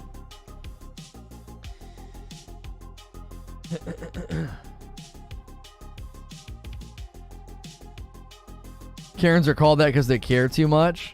Do you see that footage of that lady? That old guy calling her a Karen? And then he started dropping the B word on her, and I was like, oh, buddy. Oh, buddy. She hit him a couple times. She got charged. She got in trouble. Man, oh, man. I would have been so angry if I'd have been on that flight. I'd have been furious with those 2 people talking like that. It's like the whole plane can hear you. Holy moly. Acting like animals. 4 people named Karen and Kyle. You're like, sit down, Karen. And like everybody started laughing. My mother's name is actually Karen. She loves wearing a shirt that says, "Get me the manager." She's leaning into it. I love it. I love that.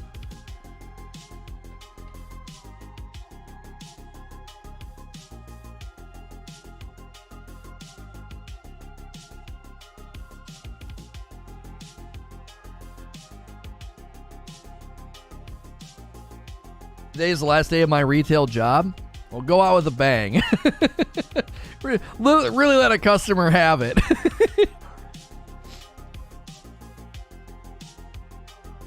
When people come in like that, I quote the Black Panther and I wave them off. We don't do that here. Yeah, when he tries to bow to T'Challa. Yeah.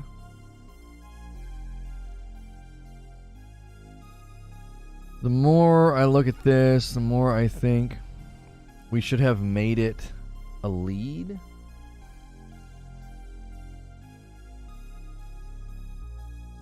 It doesn't mean we can't. That's rainy day right there. That's rainy day. It's clear that people, respond to our, well, kind of. This is probably going to be a week afternoon. Our core audience is responding well to Halo coverage. This video in particular, though, isn't doing as well as this morning. I think people might be just tired of the store items discussion. It's been kind of an ongoing thing. So they may feel like the horse has been well beaten. The dead horse, that is. Or the horse has been fed. What was that? Feed a fed horse, beat a dead horse. Insomniac with a $5 tip. I posted something in the live chat via Discord I think you'd love. Oh, is it the... what is that? When Henry Cavill and Jason Momoa post a selfie together. Oh, my mouth's hanging open. Yeah. That's good. That's good. Yeah. That's good.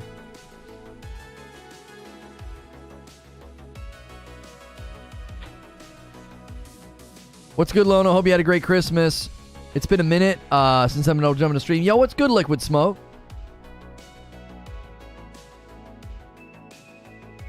One of my close friends fighting cancer. We named it Chad. She found it very empowering. It's helpful to be able to say Chad's being a total a-hole. I will say that Lono has done an excellent job on exercising his core. I have? I thought this, I almost led with Halo. I thought this topic was going to be more of a draw. I really did, but I think people are kind of over it. You know what I mean? I think people are just annoyed and I don't know. Negative topics tend to drive engagement. They do. I wonder also if just Halo, like the Halo fans are just, they're tired of hearing about it. You know, they're kind of like, it's fine, we don't care.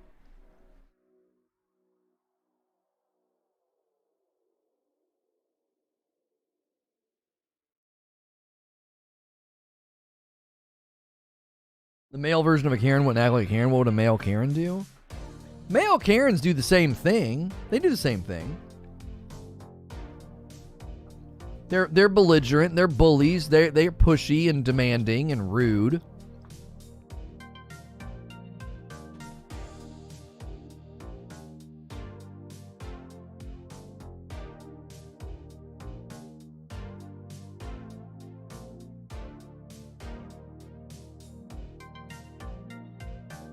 He says, when I was in retail, to diffuse the situation, I would point my finger in their face and poke them in the chest and say, relax, buddy.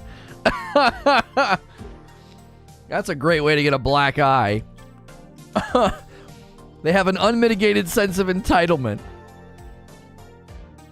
I feel Halo has sacrificed everyone can have a unique armor by playing for achievements, but nowadays, if you have the money, you can get the unique armor because that's where the money is. Yes and no. I do think that the Battle Pass has a good amount of customization in it, though. You just have to buy the premium one. But that's just kind of par for the course for a free-to-play PvP game. You hit it right on the head there. It's Halo. It can do no wrong. We don't care. Yeah.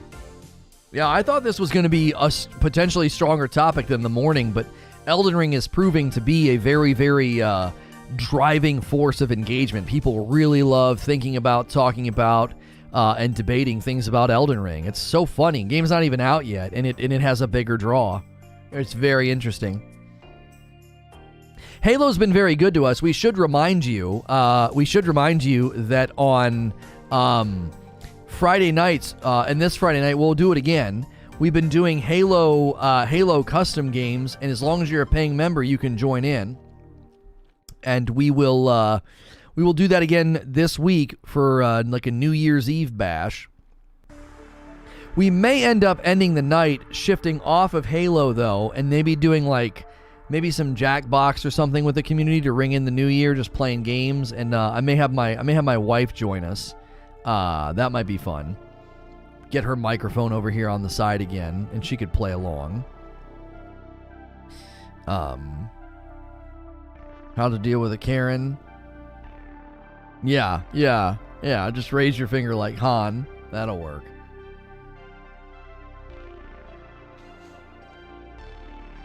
It's more like, this is how it is, oh well. Yeah.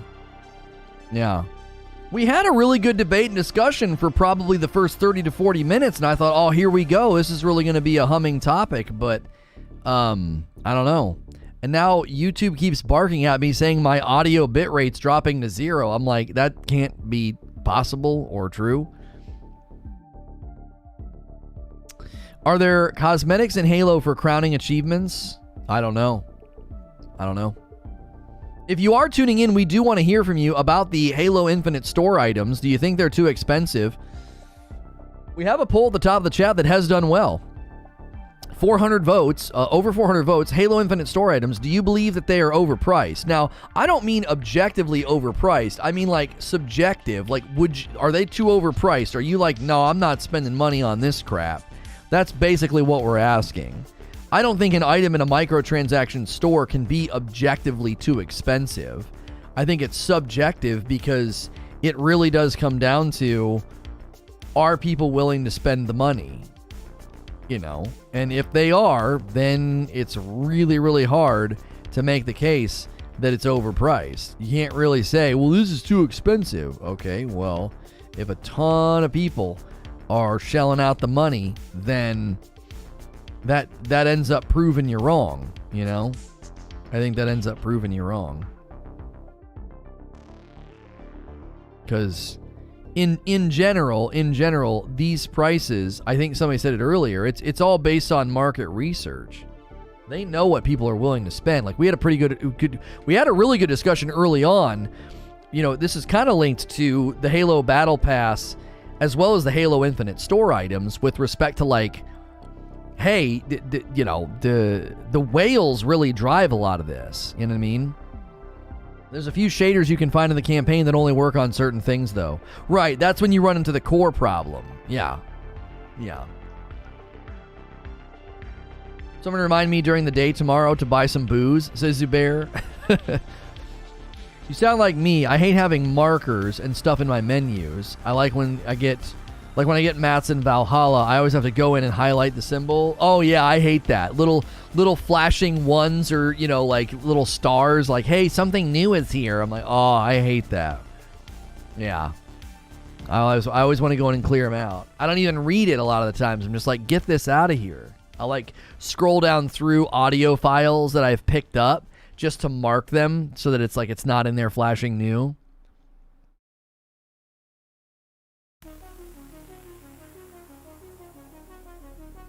They found a deleted mid-credit scene in Halo Infinite. It's interesting. Huh. I have a question for the people. Google rejected my membership purchase, and I don't know if it's because I'm from LATAM or just my card. And ADJC said, I think it's happened to a variety of people, nobody specific. Yeah, it can. I don't know what the reason would be, though, Jen. Yo, what's good, Fat Steven Seagal? I heard there were free cupcakes. There's a bug in the inventory sometimes where the stupid exclamation point doesn't go away. Oh, I hate that nonsense.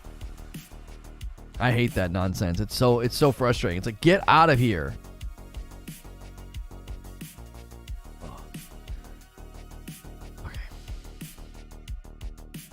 Played Returnal last night. It was exhilarating beating the first biome. Yes. Yeah, I'll be playing Sekiro tomorrow, Orange Cat. Yes. Tomorrow morning, we'll be discussing Elden Ring and the Edge magazine article that came out. We'll be breaking that down. Today, we talked Elden Ring in the morning. There was too much stuff coming out. We thought we need to hit Elden Ring twice this week. Because the topics are just going to keep coming, and we didn't want to like miss out on the ability to cover. So,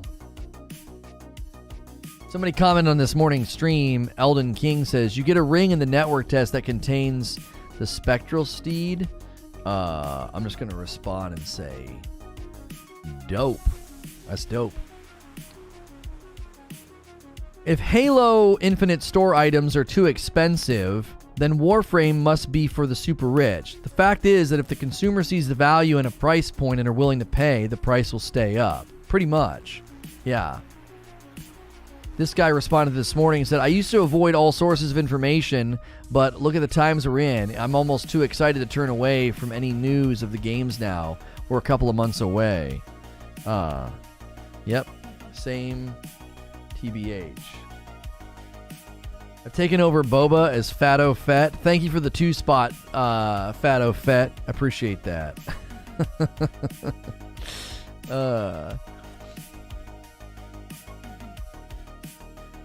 Returnal gave me adrenaline rushes that no other game came close to. Yeah, that's the thing about a game like Returnal is you absolutely need it to be,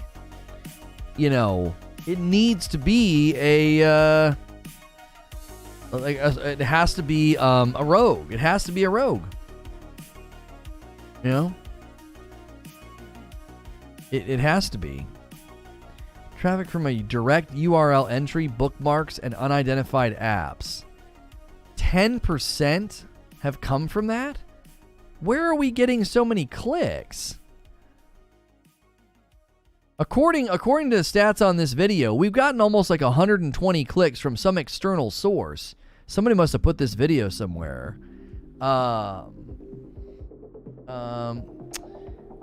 Lurking in the Discord, do chores today. You got me in Destiny, been hooked. Love. Sorry, it's a long message. I'll have to read that later. Thanks for the message on Twitter, Helix. I'll have to read it later. It's a grab bag item, a group of miscellaneous items for $5. Huh.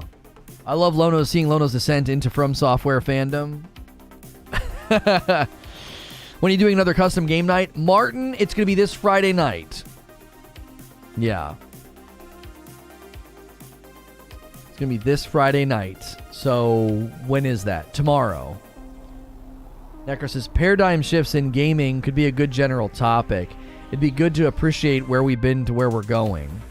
The hardest thing about doing subjects like that as a variety gaming channel is you have no idea how, you don't know what to name it. You don't know what to, like, it's almost impossible to find a funnel because, like, what are you going to name the video? You know?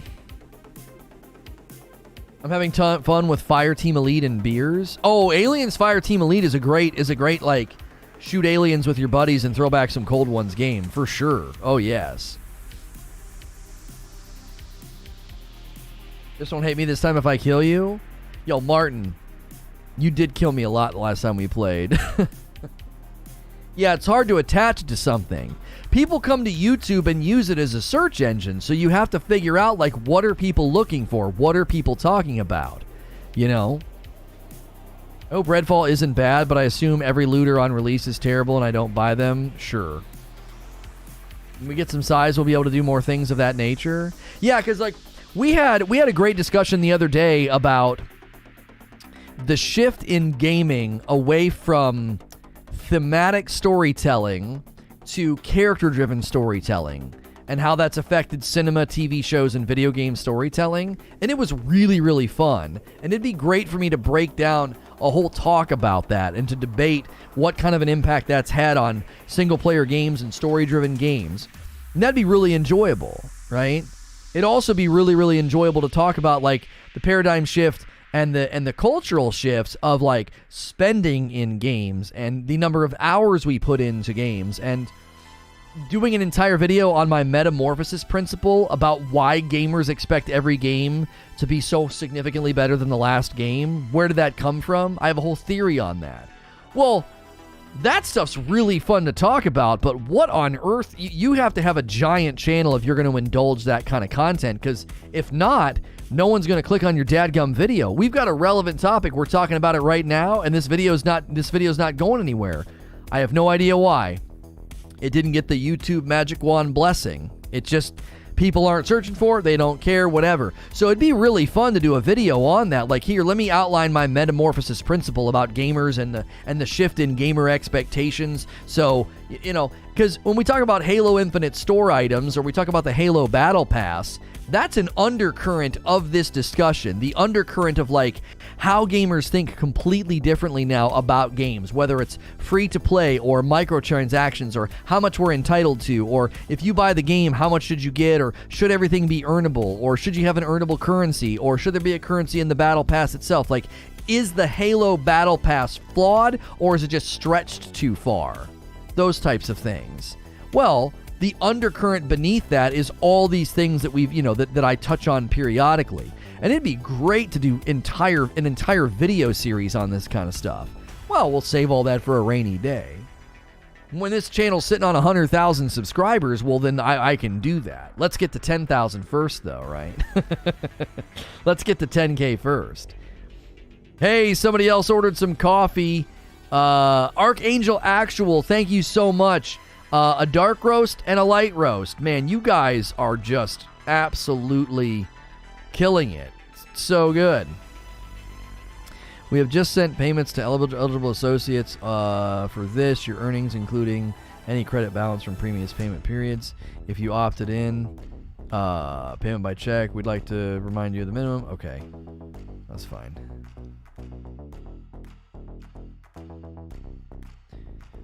Redfall's a vampire game. The game won't even lift off.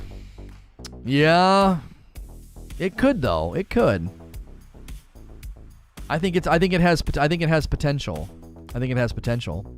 Thank you guys for 200 likes on the video. Thanks for taking the poll as well. Halo Infinite store items. Do you think they're too overpriced? If you're new and just tuning in, we've been discussing the Halo Infinite store items and the Halo Infinite. What is it? Mr. Chief is gotten a lot of people irritated because it's $20 for a little Mr. Chief pack. That's a thing. That's a thing that's got people riled up. It was called on Reddit absurd. People said it's, are they, so the one guy said, I feel like they're taking the, that saying, that wonderful saying, so I feel like they're taking the blank. A lot of folks are looking for the Halo Infinite item shop. I didn't realize that was a term people were using. I was calling it the Halo Infinite store items, but Halo Infinite item shop, I didn't realize that people were referring to it that way. I've been referring it to as the Halo Infinite store items, but I guess Halo Infinite item shop also kind of makes sense. That sounds like somebody translating, into English and back out again. Yeah, taking the pee-pee. Right. Yeah. Speaking of which, I will be right back. Don't go anywhere. Smash all the buttons. Great conversation so far. We got about an hour left in the show. Plenty to talk about, plenty to chop up. All right, I'll be right back. And we got a big one on Presents. A good video hitting on Presents, premiering in about an hour about Asmongold. What's he talking about? He was answering questions about coming to YouTube. I'll be right back.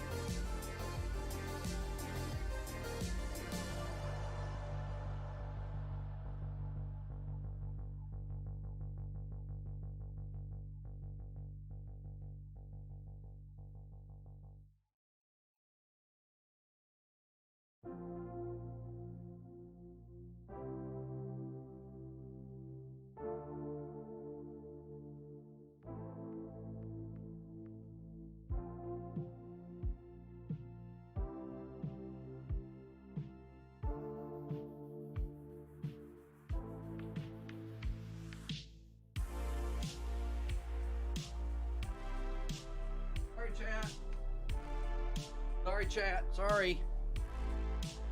My fam was getting ready to go somewhere, and my son was like looking for this Pokemon book, and he described it. I was like, I've seen that somewhere, buddy. So I quickly tried to help him find it, and it was down here in the living room. That's why I had seen it.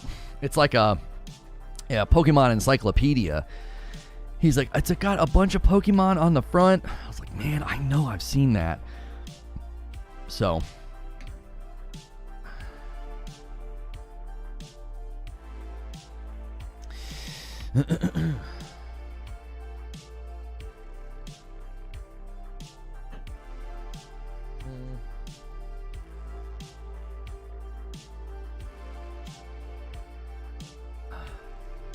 And then I've been putting this, I'm still using it. I get anxiety or stress induced like rosacea on my face. And so the dermatologist had me on this topical cream, and they told me, they said, you know, when the winter months come, your skin's going to get dry from it. It might, you know, be like almost itchy. So put hydrocortisone on it. And that was definitely happening today. I was like, man, my friggin' forehead's itching. Like, what a weird feeling that is. Do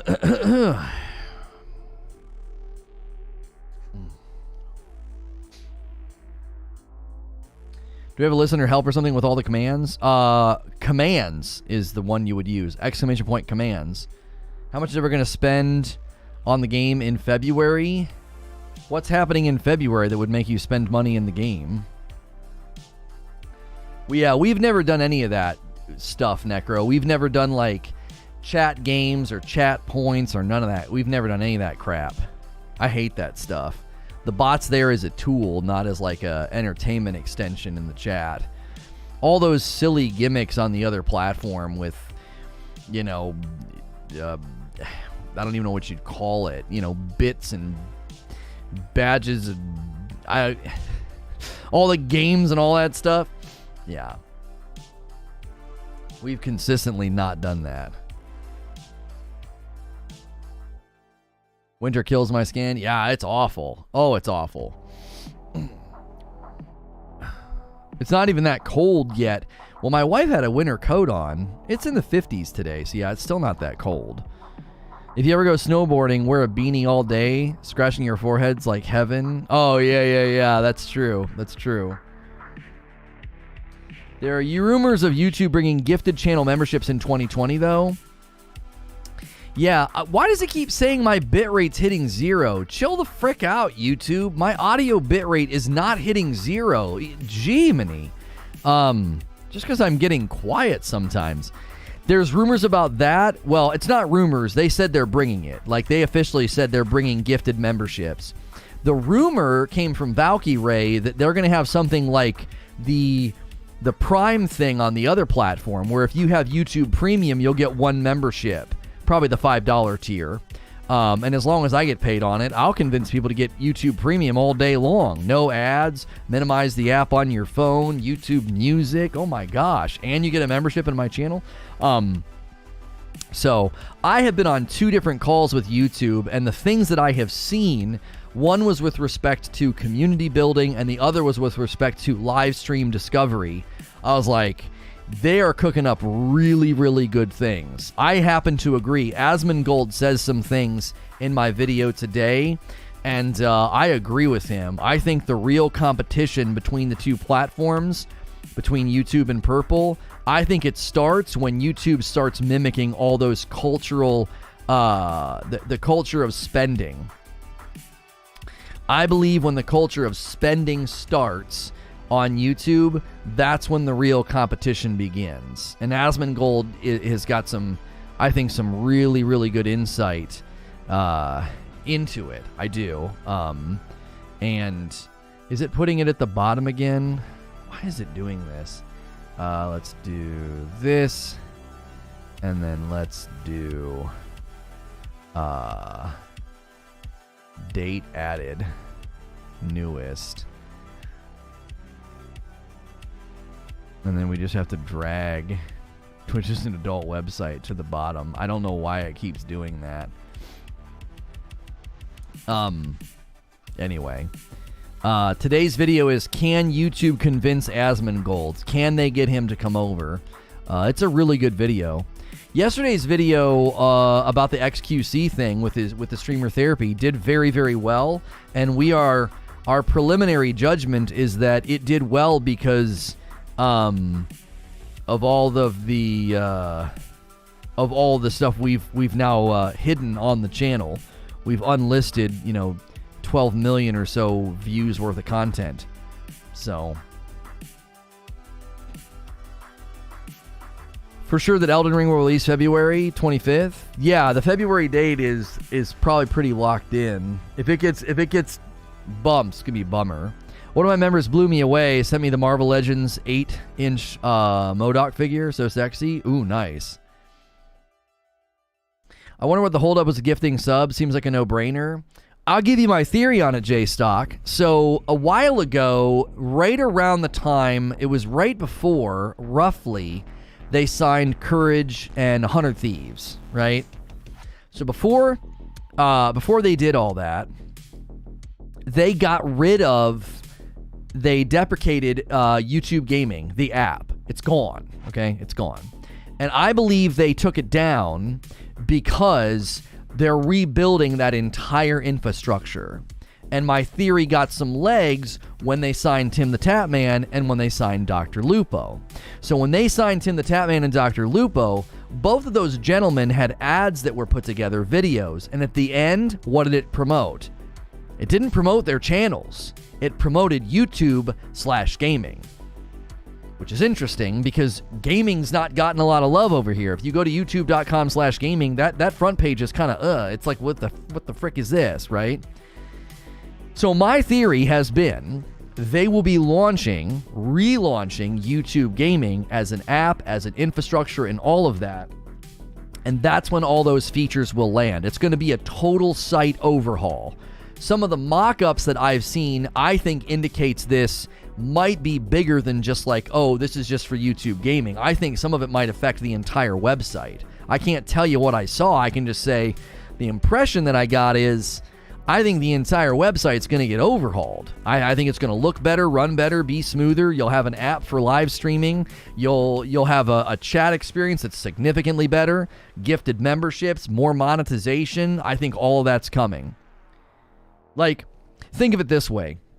We haven't covered it yet, but I'll probably do a video on the fact that both Facebook Gaming and Purple saw this huge rise in streaming in 2021. Now, keep in mind, they saw that rise before they lost a bunch of people.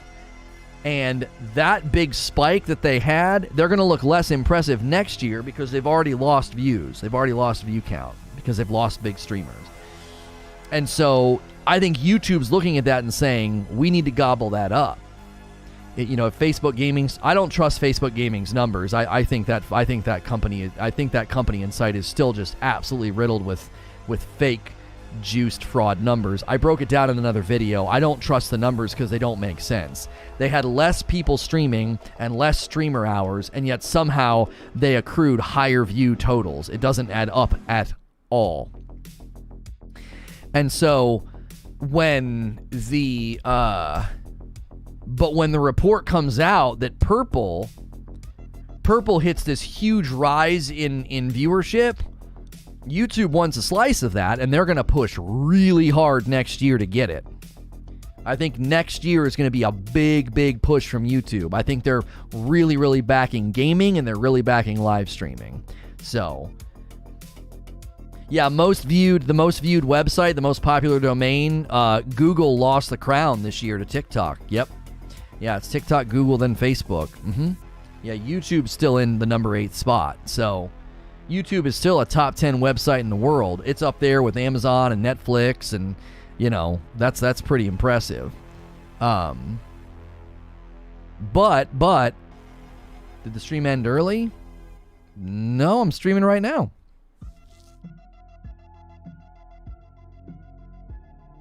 It's like a whole different service than just YouTube. Yeah. Yep. Yeah. How, what a pain. Oh, were you asking how we did it? Creature literally had to go through and unlist them all. It was a nightmare. It took him like all night. All right. Redirect didn't work. Yeah, redirect's been kind of funky. It was really good for a while, and now it's back to being funky. Will you play Among Us again on Fridays? No, I don't think so. I don't think it fits for what we do. My whole channel's based off live streaming this year, almost 100,000 minutes. If they can nail the live streamer market to benefit, it will make things productive. Oh, yes. Oh, yes. Yeah.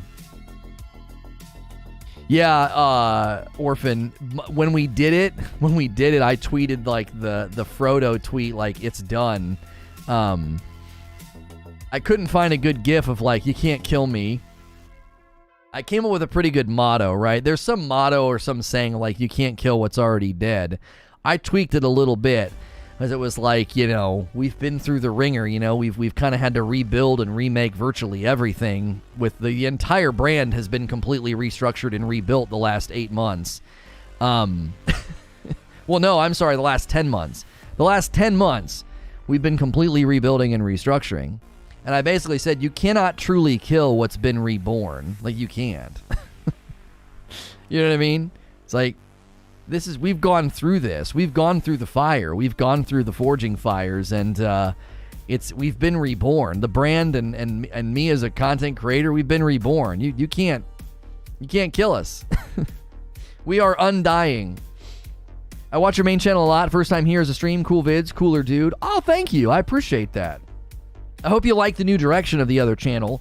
You know, commentary on industry things and the streaming culture, purple platform, YouTube, Facebook, all of that. I've been enjoying commentating on that. I liked the Asmongold video, felt very fun to make. I liked the ones that we did on XQC as well. What is dead may never die. Right. You guys are smart as heck. I'm kicking off a music-related live stream. Can I hire you to consult? I mean, if you've got questions or something, feel free to text me. I can definitely give you a lot of insight from what we've learned. We do not broadcast what we've learned. We don't broadcast what we've learned because what we've learned is extremely valuable. So we don't just give that away. You charge good money to learn what we've learned. It's been rough. It's been rough. You know. I very much like the business type vids. Doc calls them purple snakes. Yeah, I called them the purple snake platform in a video recently. Lono's a phoenix. Does he roast the coffee himself with his fire? No.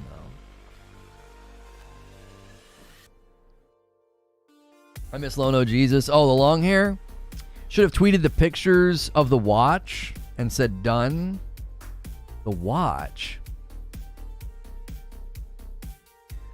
The kids call that institutional expertise. That's right. Can't kill me, I was born dead. No, I'm not saying can't kill me, I was born dead. It's more like, no, you can't kill what's been reborn.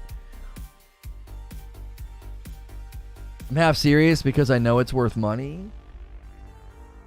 I would be willing to let you to give you some basic tips from things we've learned, things we don't say in the public.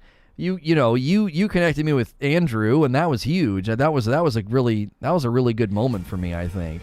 That was part of the journey, part of the healing.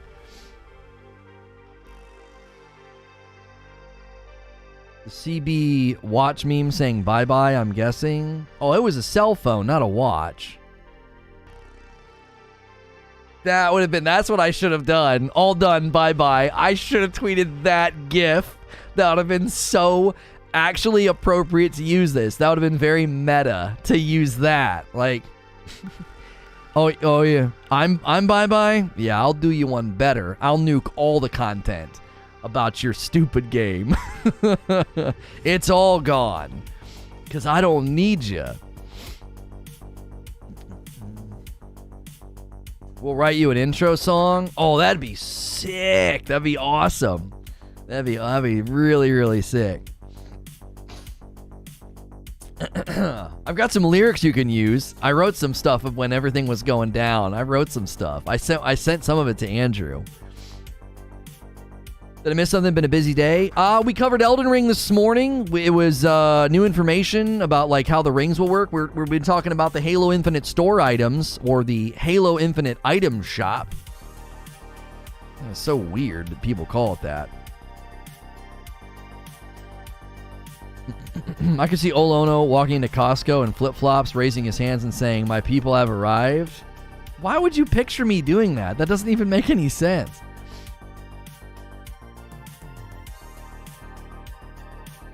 I'm done. Goodbye. I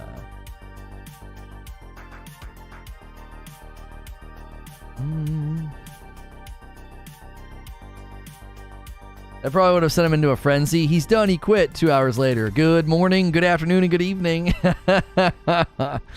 It's probably from the Fortnite item shop. Fortnite made it popular, and now all the marketplaces. Yeah, I didn't know that that's how people search it. So maybe we could have maybe titled this video a little bit better. You know, maybe.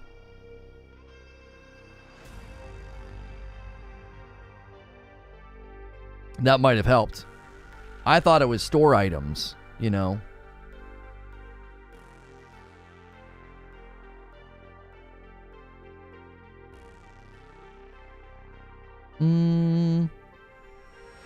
Send now.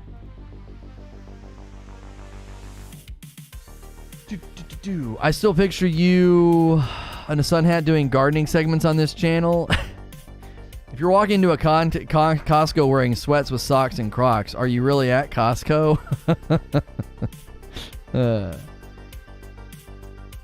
Andrew told me he said it was awesome. I'm meeting with him today at some point. Oh, dope. Yeah, I wrote one and sent it to him, and then I wrote the other one, the Riders of Death, that I put on Twitter. I tweeted that one out. That one was pretty good. I thought they were both pretty good. I used to write all the time. I had like a whole like blog of stuff way back in the day. That was a lifetime ago.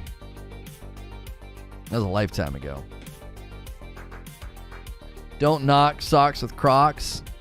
I don't need to knock it. Why would I need to do that? I don't understand why Halo won't take a page from the Fortnite store. Yeah. Has anyone seen Messiah on Netflix? Pretty interesting. Oh, is that one? Was it like a series about a guy who claimed that he was that?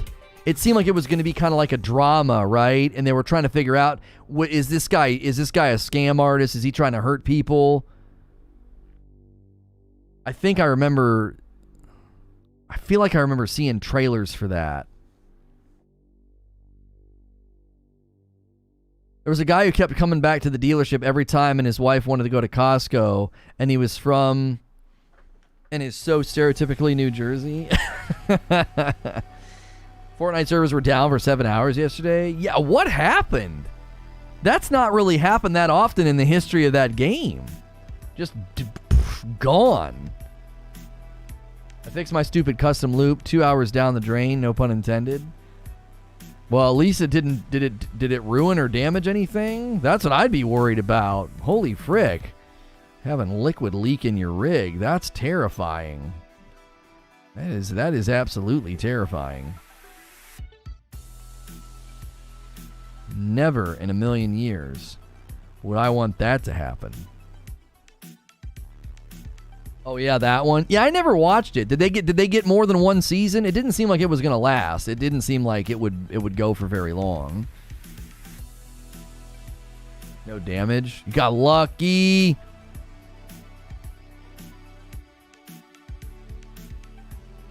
Their voice chat is broken. Oh, Fortnite. Their voice chat is broken. Their spectate mode's been broken since October. You can't voice chat support five or more people in lobbies. Didn't they just switch over to Unreal Engine 5? I wonder if that's what's causing all of this. Like, they just switched the whole game from Unreal 4 to 5, and I wonder if they were just absolutely butchering the process. Like, what on earth? What happened? Let's see. Item shop. Item shop.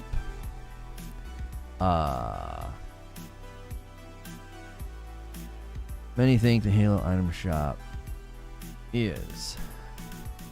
Alright, hang on a second. Let's go down here. I'm gonna try something. Item shop. And I'm gonna go here. And I'm gonna go item shop. Save.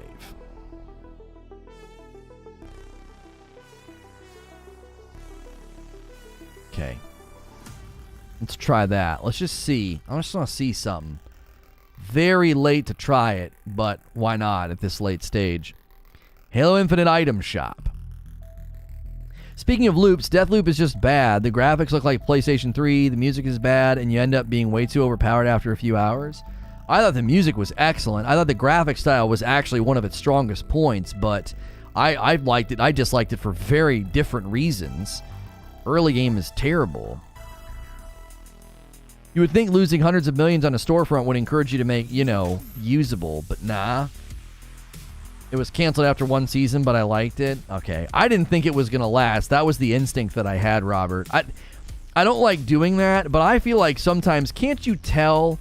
You watch it. I watch a trailer for something, and I'm like, no, this isn't going to last. There was at least 4 crime dramas in a row where they were like, this sassy blonde won't take crap from anybody. And I was like, nope. No. Yeah. Can't do it. Can't do it. It's not gonna, no one's gonna watch that. And they all got canceled. Liquid coolers using non-conductive liquid. Not a huge issue unless it gets contaminated by other particles. Oh, I didn't know that. Oh, well, there you go. Ooh. Ooh. That was a good one. Let's keep the Deathloop slander realistic. It has plenty of actual issues. Saying it's a heaping pile of trash and did nothing right kind of invalidates the critique. Yeah. Who is new here? Yeah, I don't know. There might be some new folks. We've gotten about 10 new subscribers on this particular stream, and we're really glad to have you. Thank you guys so much. And if you're looking for Halo Infinite item shop discussion about it's too expensive or the Halo Battle Pass, we've been kind of breaking that down this afternoon. And this morning we discussed Elden Ring, so we appreciate you being here. You didn't get that feeling? Yeah, I got that feeling. I watched one trailer for it, and I was like, I don't think this is going to last. I don't know why. It's just the feeling that I had. The thing with Halo customization, for me, this is, I think, very similarly, and I've had very, very similar commentary about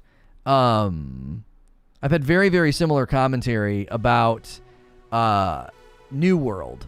Very similar commentary. That I'm willing to spend money to have customization. Like I've said this a lot about New World. Like in Halo Infinite, the Halo Infinite item shop would be getting money from me if I really felt like I was getting good customization. I talked about this with the New World transmog. Like I would be willing to spend money for transmog tokens because I get really, really dope armor pieces out in the wild, and I'm like, well, I would love to look like this, but this is a piece of garbage, right? I would feel the same way about the Halo Infinite item shop. I'd be like, wow, I can buy this thing and I can make any armor piece look shiny and red. Okay, boom, and I would spend money. I would. I spent money in the Fortnite item shop. I did. Why? Because I felt like it empowered my customization. It felt like it was very, very useful. Do you want to know one of the main reasons I spent money in that item shop? It was the Battle Pass. The Halo Battle Pass does not set me up for purchase desire. It sets me up for frustration. I'm like, I'm not going to spend any money. It's taken me forever to earn the most basic things. And then you get stuff that maybe you don't think looks as good or whatever. Or you get something that can only work on a particular armor core or something. I don't know. I regularly look at the Battle Pass. The Halo Battle Pass, I believe, is the catalyst for spending, one of the greatest catalysts for spending in the Halo Infinite item shop. I believe that. And I believe that's why they're both so poor right now. They're bad. They're poorly designed.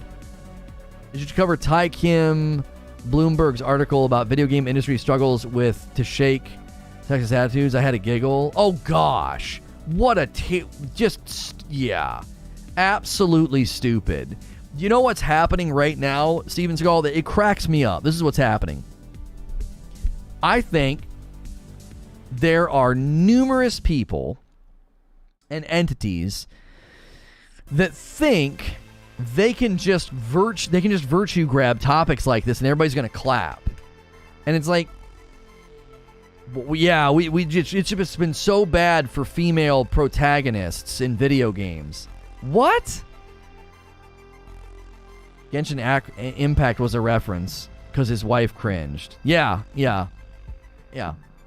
My wife cringed at Genshin, and that's. What are you talking about? Have you played Tomb Raider? Did you play the first Horizon Zero Dawn, which came out 4 years ago? Did you play Hellblade? Metroid? What's happening? What is this? It was so weird. If you're tuning in for Halo Infinite item shop and what we think about it being too expensive, we want to hear from you. There is a poll at the top of the chat. Do you think the items are too overpriced? If you hit subscribe, you can talk in the chat. We'd love to hear from you. Thanks for tuning in. Deathloop uses art direction like Dishonored. I'm not an art guy, so I can't describe it well, but it's sort of like a cartoony palette. The art style may look like bad graphics, but you got to give it its context. It looked like a comic book. I thought it was fine. Yeah, Last of Us. Yeah, Miss Pac-Man. Miss Pac-Man. Right. It was stupid. It really was. It was stupid. They're just trying to virtue grab. They thought they were going to get a bunch of roaring applause, and they got ripped by everybody. There were plenty of women that were like, this is dumb. There's been great, really awesome, strong female protagonists. Shut the frick up. Article was just bad. It's pretty obvious. It was rage bait too. Yeah. Their article trended and probably got a ton of clicks because it was just some dumb, ignorant, not even a hot take. It was lukewarm. It was a lukewarm pile. It was like, get out of here. If you played Halo Reach, Halo 5, they both would have female Spartans. Well, it was about leads. It was about lead characters. So, Heavenly Sword was literally a better God of War 3. Yeah, there's games like that. There were really strong female leads in the Resident Evil franchise. I don't know. It was so bizarre. His wife wrote it and he posted it.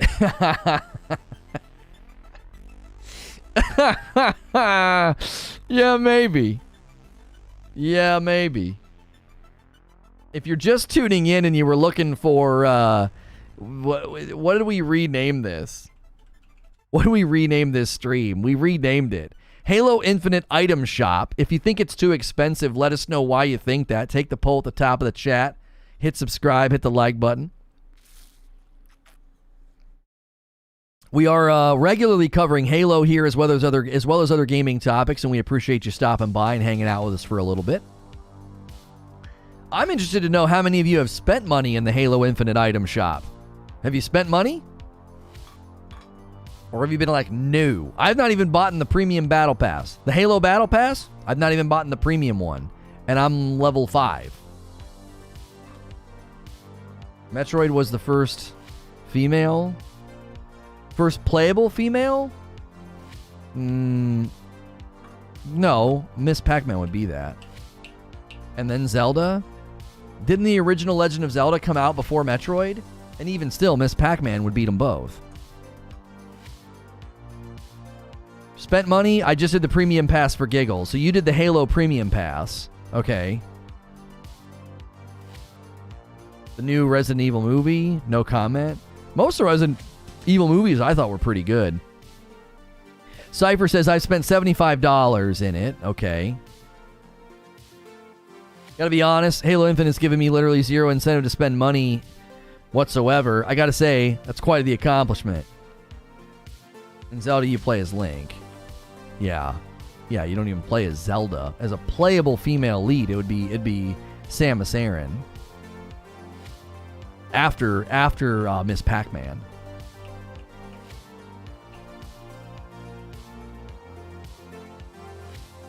Yes, I have. Maybe $100. Okay. I spent $0, but I also don't have the game installed. Oh, thanks, Wheeze. That's good statistic.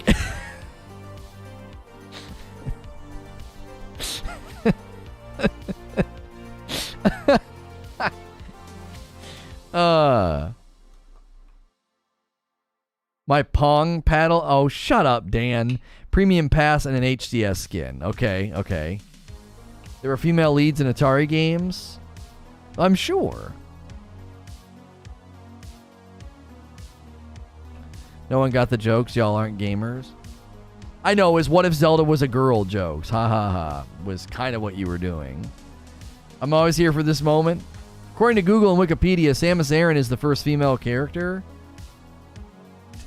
Does Samus Aran predate Miss Pac-Man?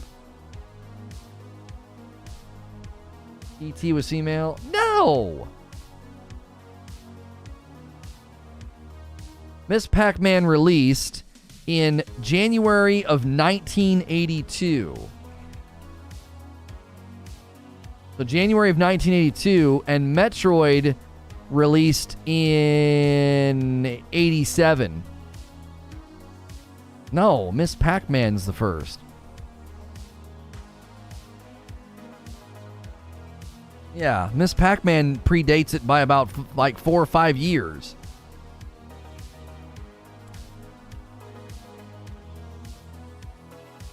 The first humanoid protag. Sure, you could say the first like woman, female, like I guess, yeah, the first human woman, yeah. And you know, Miss Pac-Man was a ball with a bow on her head. You know. Yeah, Miss Pac-Man wasn't an original game. That's right. It was a modified version of Pac-Man, and it surpassed it in popularity.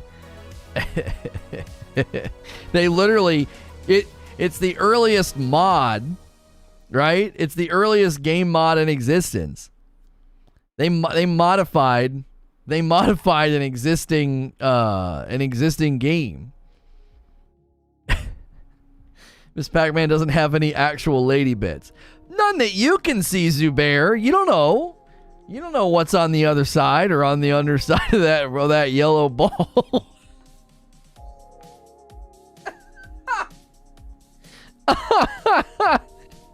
Miss Pac-Man got no babas. Hard pass. What if she is a baba? What if that's the entirety of her being?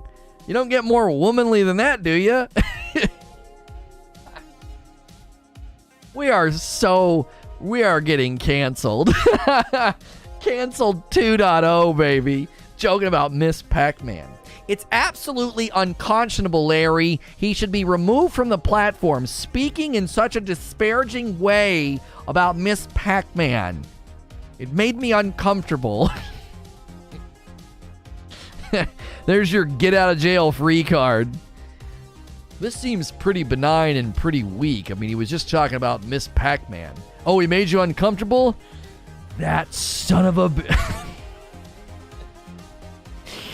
Kill him. Take him down.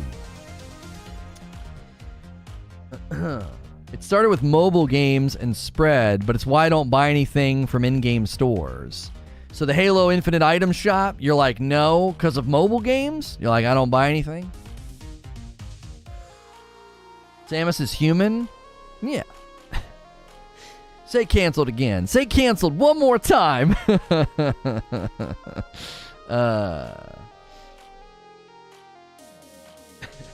Male streamer reduces Miss Pac-Man to just booba.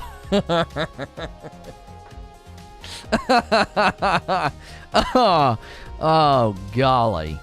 In theory, I can purchase one battle pass in Fortnite and use the V-Bucks to gain to buy the future battle passes. Sure, it's a brilliant way to make you, you know... Yeah, no, that's actually a brilliant model. I guarantee you they've made tons of money from it. Nano is saying the prices are obfuscated in the game industry. Oh, you can't really see what you're spending. Right, you're spending credits, you're spending coins, dog biscuits, whatever the frick. Sure. Right. The Halo Battle Pass gives you, hardly anything. And then when you look at the Halo Infinite, item shop, There you go. If she's Booba, then what's Mr. Pac-Man? Well, he's a hacky sack. What do you think? He's a hacky sack. Safe for work, my eye. A ball. He's a ball, Sven. Come on. It's clear. It's clear as day. Clear as day. He's a ball. More likely to buy skins if I feel like I got the battle pass for free. I said it another way, Robert. I would be way more likely to spend money in the Halo Infinite item shop if the Halo battle pass wasn't terrible. If I was halfway through that battle pass and had a bunch of unlocks and had all this stuff, I'd be way more likely to be like, let me take a look at this Halo Infinite item shop. Let me see what they've got red, or they've got this. But it's like I'm sitting on almost no customization items.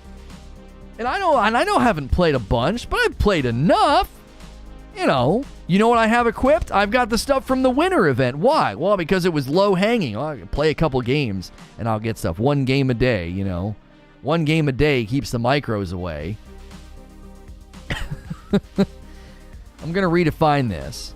All the male characters through history and video games now identify... Oh, stop. Stop, Akuta Papa. No. We need to be careful to not make light of that. We have members of this community that have transitioned. And I know they might take the joke in stride, but I think that stuff gets so overbaked and so overdone. The whole I identify as this or I identify as that. I think that I don't know. That stuff makes me uneasy because I know we have members of this community who have transitioned. So I don't know. Maybe I'm being too touchy. I'd rather be careful and cautious than brazen. While I agree the proliferation of premium currencies in every single game would suggest we are outliers. That what? You don't want to interact with the secondary currency? Identify as unicorn. Yeah, the helicopter joke. Right, Fuzzy. Yeah. Identify as an attack helicopter. Yeah, I don't know. I'm not telling you to not. I'm not going to go so far as to say the jokes are offensive. I think that's people go too far with that. But it's like, yeah, we've had people that have worked really hard and gone through a lot and struggled and have gone through and they've transitioned, and I don't want them to feel like we're one of those groups of like bonehead dudes that are like making those jokes all the time. So yeah, I'm not trying to like smack you for being offensive. I don't know. I try to be sympathetic and empathetic to the members of the community, the members of our community that are in that in that section of the alphabet. We don't like spending with premium currencies. I'd rather buy horse armor for $5 than 287 Bobble Dog Bitcoins.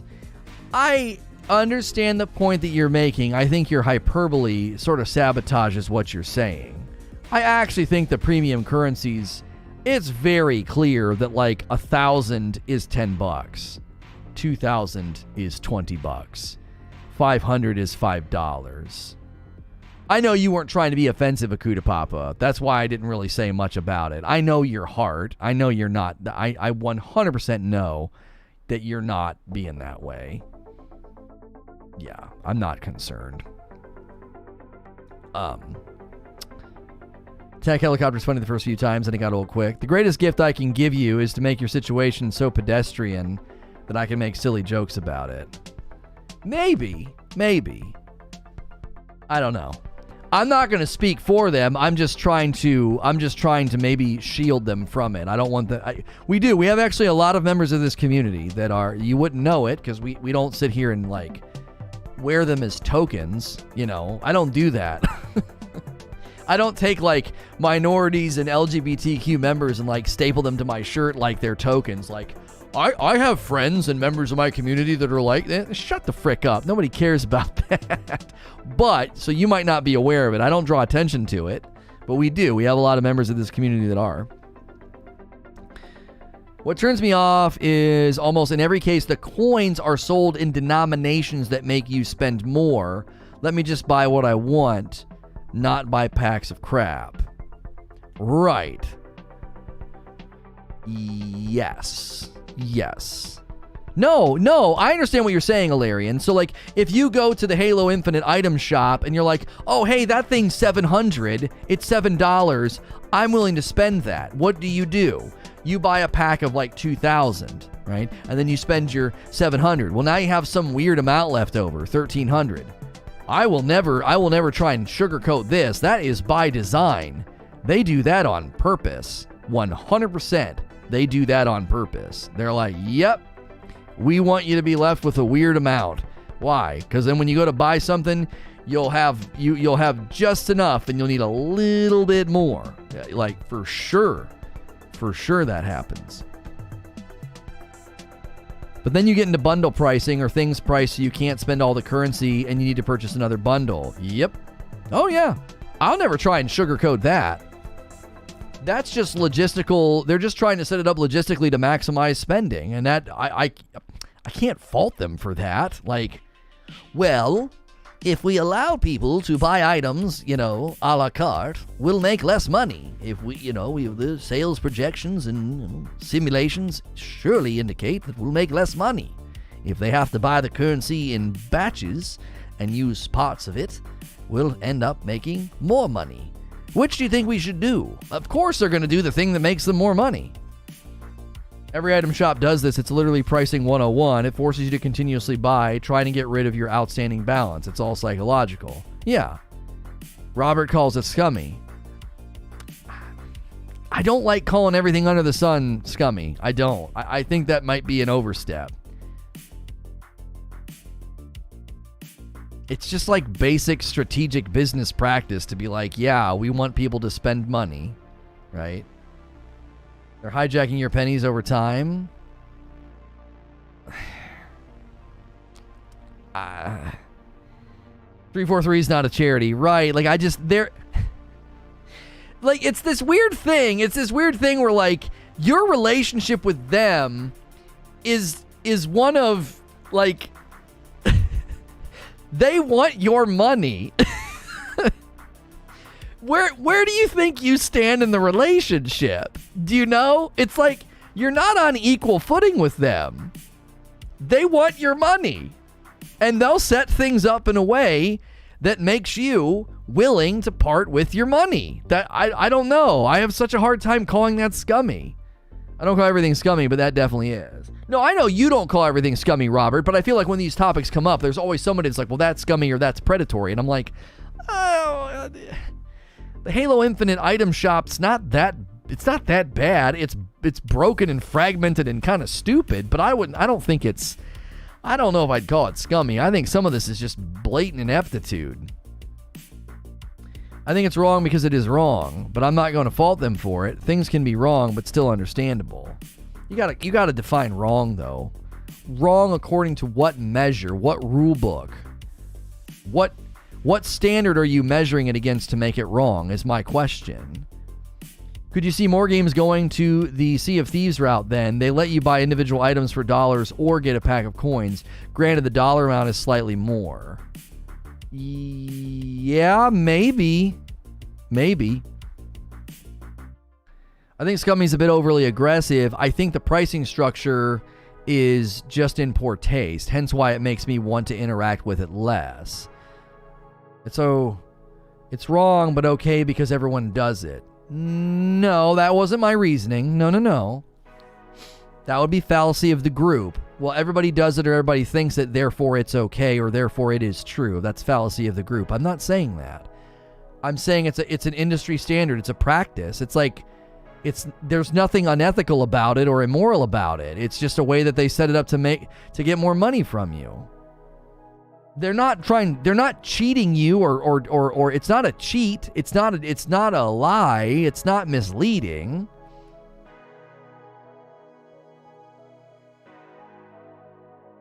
I just want it to be more honest. You want my money? I want cat ears. I'll give you $5 instead of, oh, you want cat ears? Spend 20 for 2,000 coins and then Take 1,000 coins for them.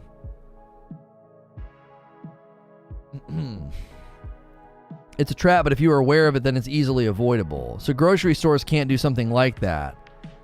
There's supposed to be transparency in pricing. You got to elaborate on what you mean, Eugene. What are you referring to? I think by comparison, you see a game store like any other. I go to Amazon or Best Buy and I spend what I want to get what I want. I don't have to buy AZ coins or BB coins if I start within the store. Yeah, but you buy a gift card for somebody and then they may have to spend more of their... No, that's not a good analogy. Never mind. As soon as I tried to flesh it out, it didn't work. Now, I think they get around it because it's a luxury and because they do a one-to-one thing now. If you don't like it, you don't have to purchase. It's completely transparent. Yeah, I don't think the purchasing of the microcurrency in batches, I don't think I can see it as being inherently wrong. I don't. I have a really hard time. I'm trying to come up with a really good argument for you, and I can't do it. I try to always come up with a good argument for the other side. It only works in video games because it can.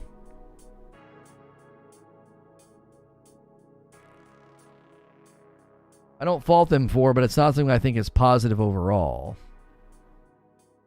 So I guess the analogy I would create is if I go to Dave & Buster's and I put $15 into the thing and it spits out coins.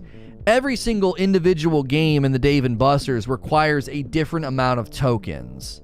And you get to the end of the night and you end up with an amount of tokens that isn't enough for all of the games. So you feel like I either use the small amount of the tokens remaining to play like a junkie game to get rid of them, or I have to go spend more money to get enough tokens to play the better games.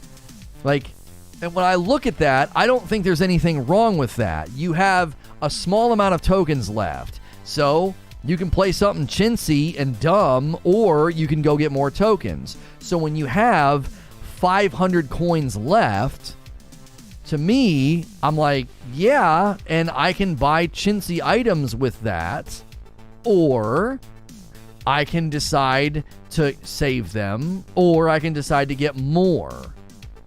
Right? Now, if they made them expire, because obviously my night's going to end, I'm going to leave Dave & Buster's and I got to save the coins somewhere, and I can come back later and add them to my total when my boys are back in town, right? And we all go out to get some food or whatever. So in this environment, it's not like they're making them expire. You can either blow them on something garbage like little chintzy stupid items, or save them. For some reason, it just doesn't make me feel like I'm getting value out of my purchase. I spent $20. I buy an item that is 15, and then I got to spend 5 to get a small item. Or Ashen, that's a false dichotomy. There's a third option. You can just sit on the $5 and wait. If another really dope item crops up, then you add to your balance, and then you buy that. And guess what? You'd add 20 to your 5. You'd have 25, and then you'd spend the 15, then you'd have 10 left. Now maybe there's an item that you actually want for the 10. I don't know. I 100% understand where you're coming from. I do. But I don't think you're forced to spend it or buy more. You can simply wait and see. Maybe there is a cheap trinket. Maybe there is like a cheap trinket or a little item you can use it on. Or you just save. You're like, well, I'll just wait. You're usually left with essentially $2 of currency, and the lowest item is 5. Is that true in the Halo store?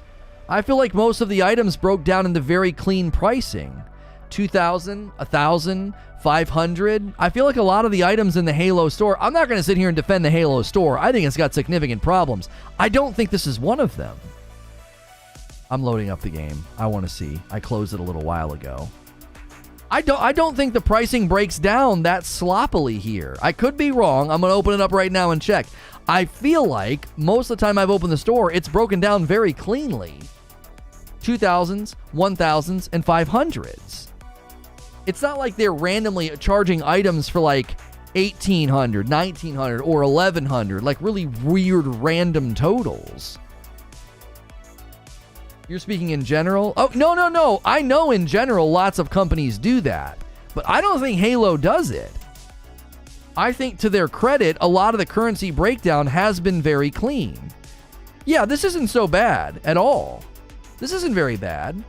2000, 1000, 1500, 700, 200. Yeah. So let's say you bought, if you bought 2000 and you got this collection, you were left with 500, you could easily buy a couple of these, right? Or how much? Wait, hang on. Buy credits. 10, 5,000, 2,000, 1,500.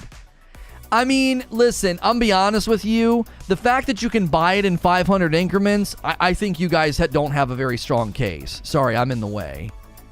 So I'm sorry. I don't think you have a very strong case in this particular storefront. You can literally buy 500 just all on its own. That's a really easy increment. Like, here's $5 more. I need it to get thus and so item. Here's $10 more.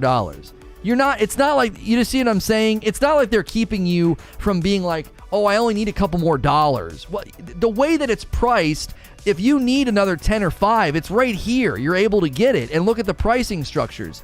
2,000, 1,500, 1,000, 700, 200. It works. Other than the 200 ones. But those aren't very, I don't think those are the ones as commonly purchased as the high items. If you go into the Battle Pass, I think XP is 100 credits. Yeah, that's another place you can spend credits. Now, they do give you bonuses here. 2,000 plus 200 bonus. So you get $2 for free here. Well, there you go. Well, they'll get some random amount. Oh, do it. Well, spend $20 and you'll have an extra $2 for the 700 items that periodically show up, or the boost swaps or whatever. Up here you get an extra 600. Up here you get an extra $15. You spend 100 and they give you $15. Right? That's their best seller. Surprise, surprise. You guys said the whales were here, didn't you? But to buy that $7 item, you got to spend 10. Right. No, sure, Eugene. In that particular instance, if you want that $7 item, you have to spend 10, and then you're left with 300, which is some random amount that you can't do anything with. But I would say if we're going to critique the Halo store, I don't think this is the critique that we need to make. I think that's a waste. I don't think that's one of its primary problems. Is not that. I think their currency setup is actually very fair and very clear. If we look at the industry-wide standards of micro stores, and if we look at the Halo Infinite item shop, no, I don't think this is a primary problem. I really don't think so. I think there are way, way bigger problems with the store, and that I don't think that's one of them. I don't.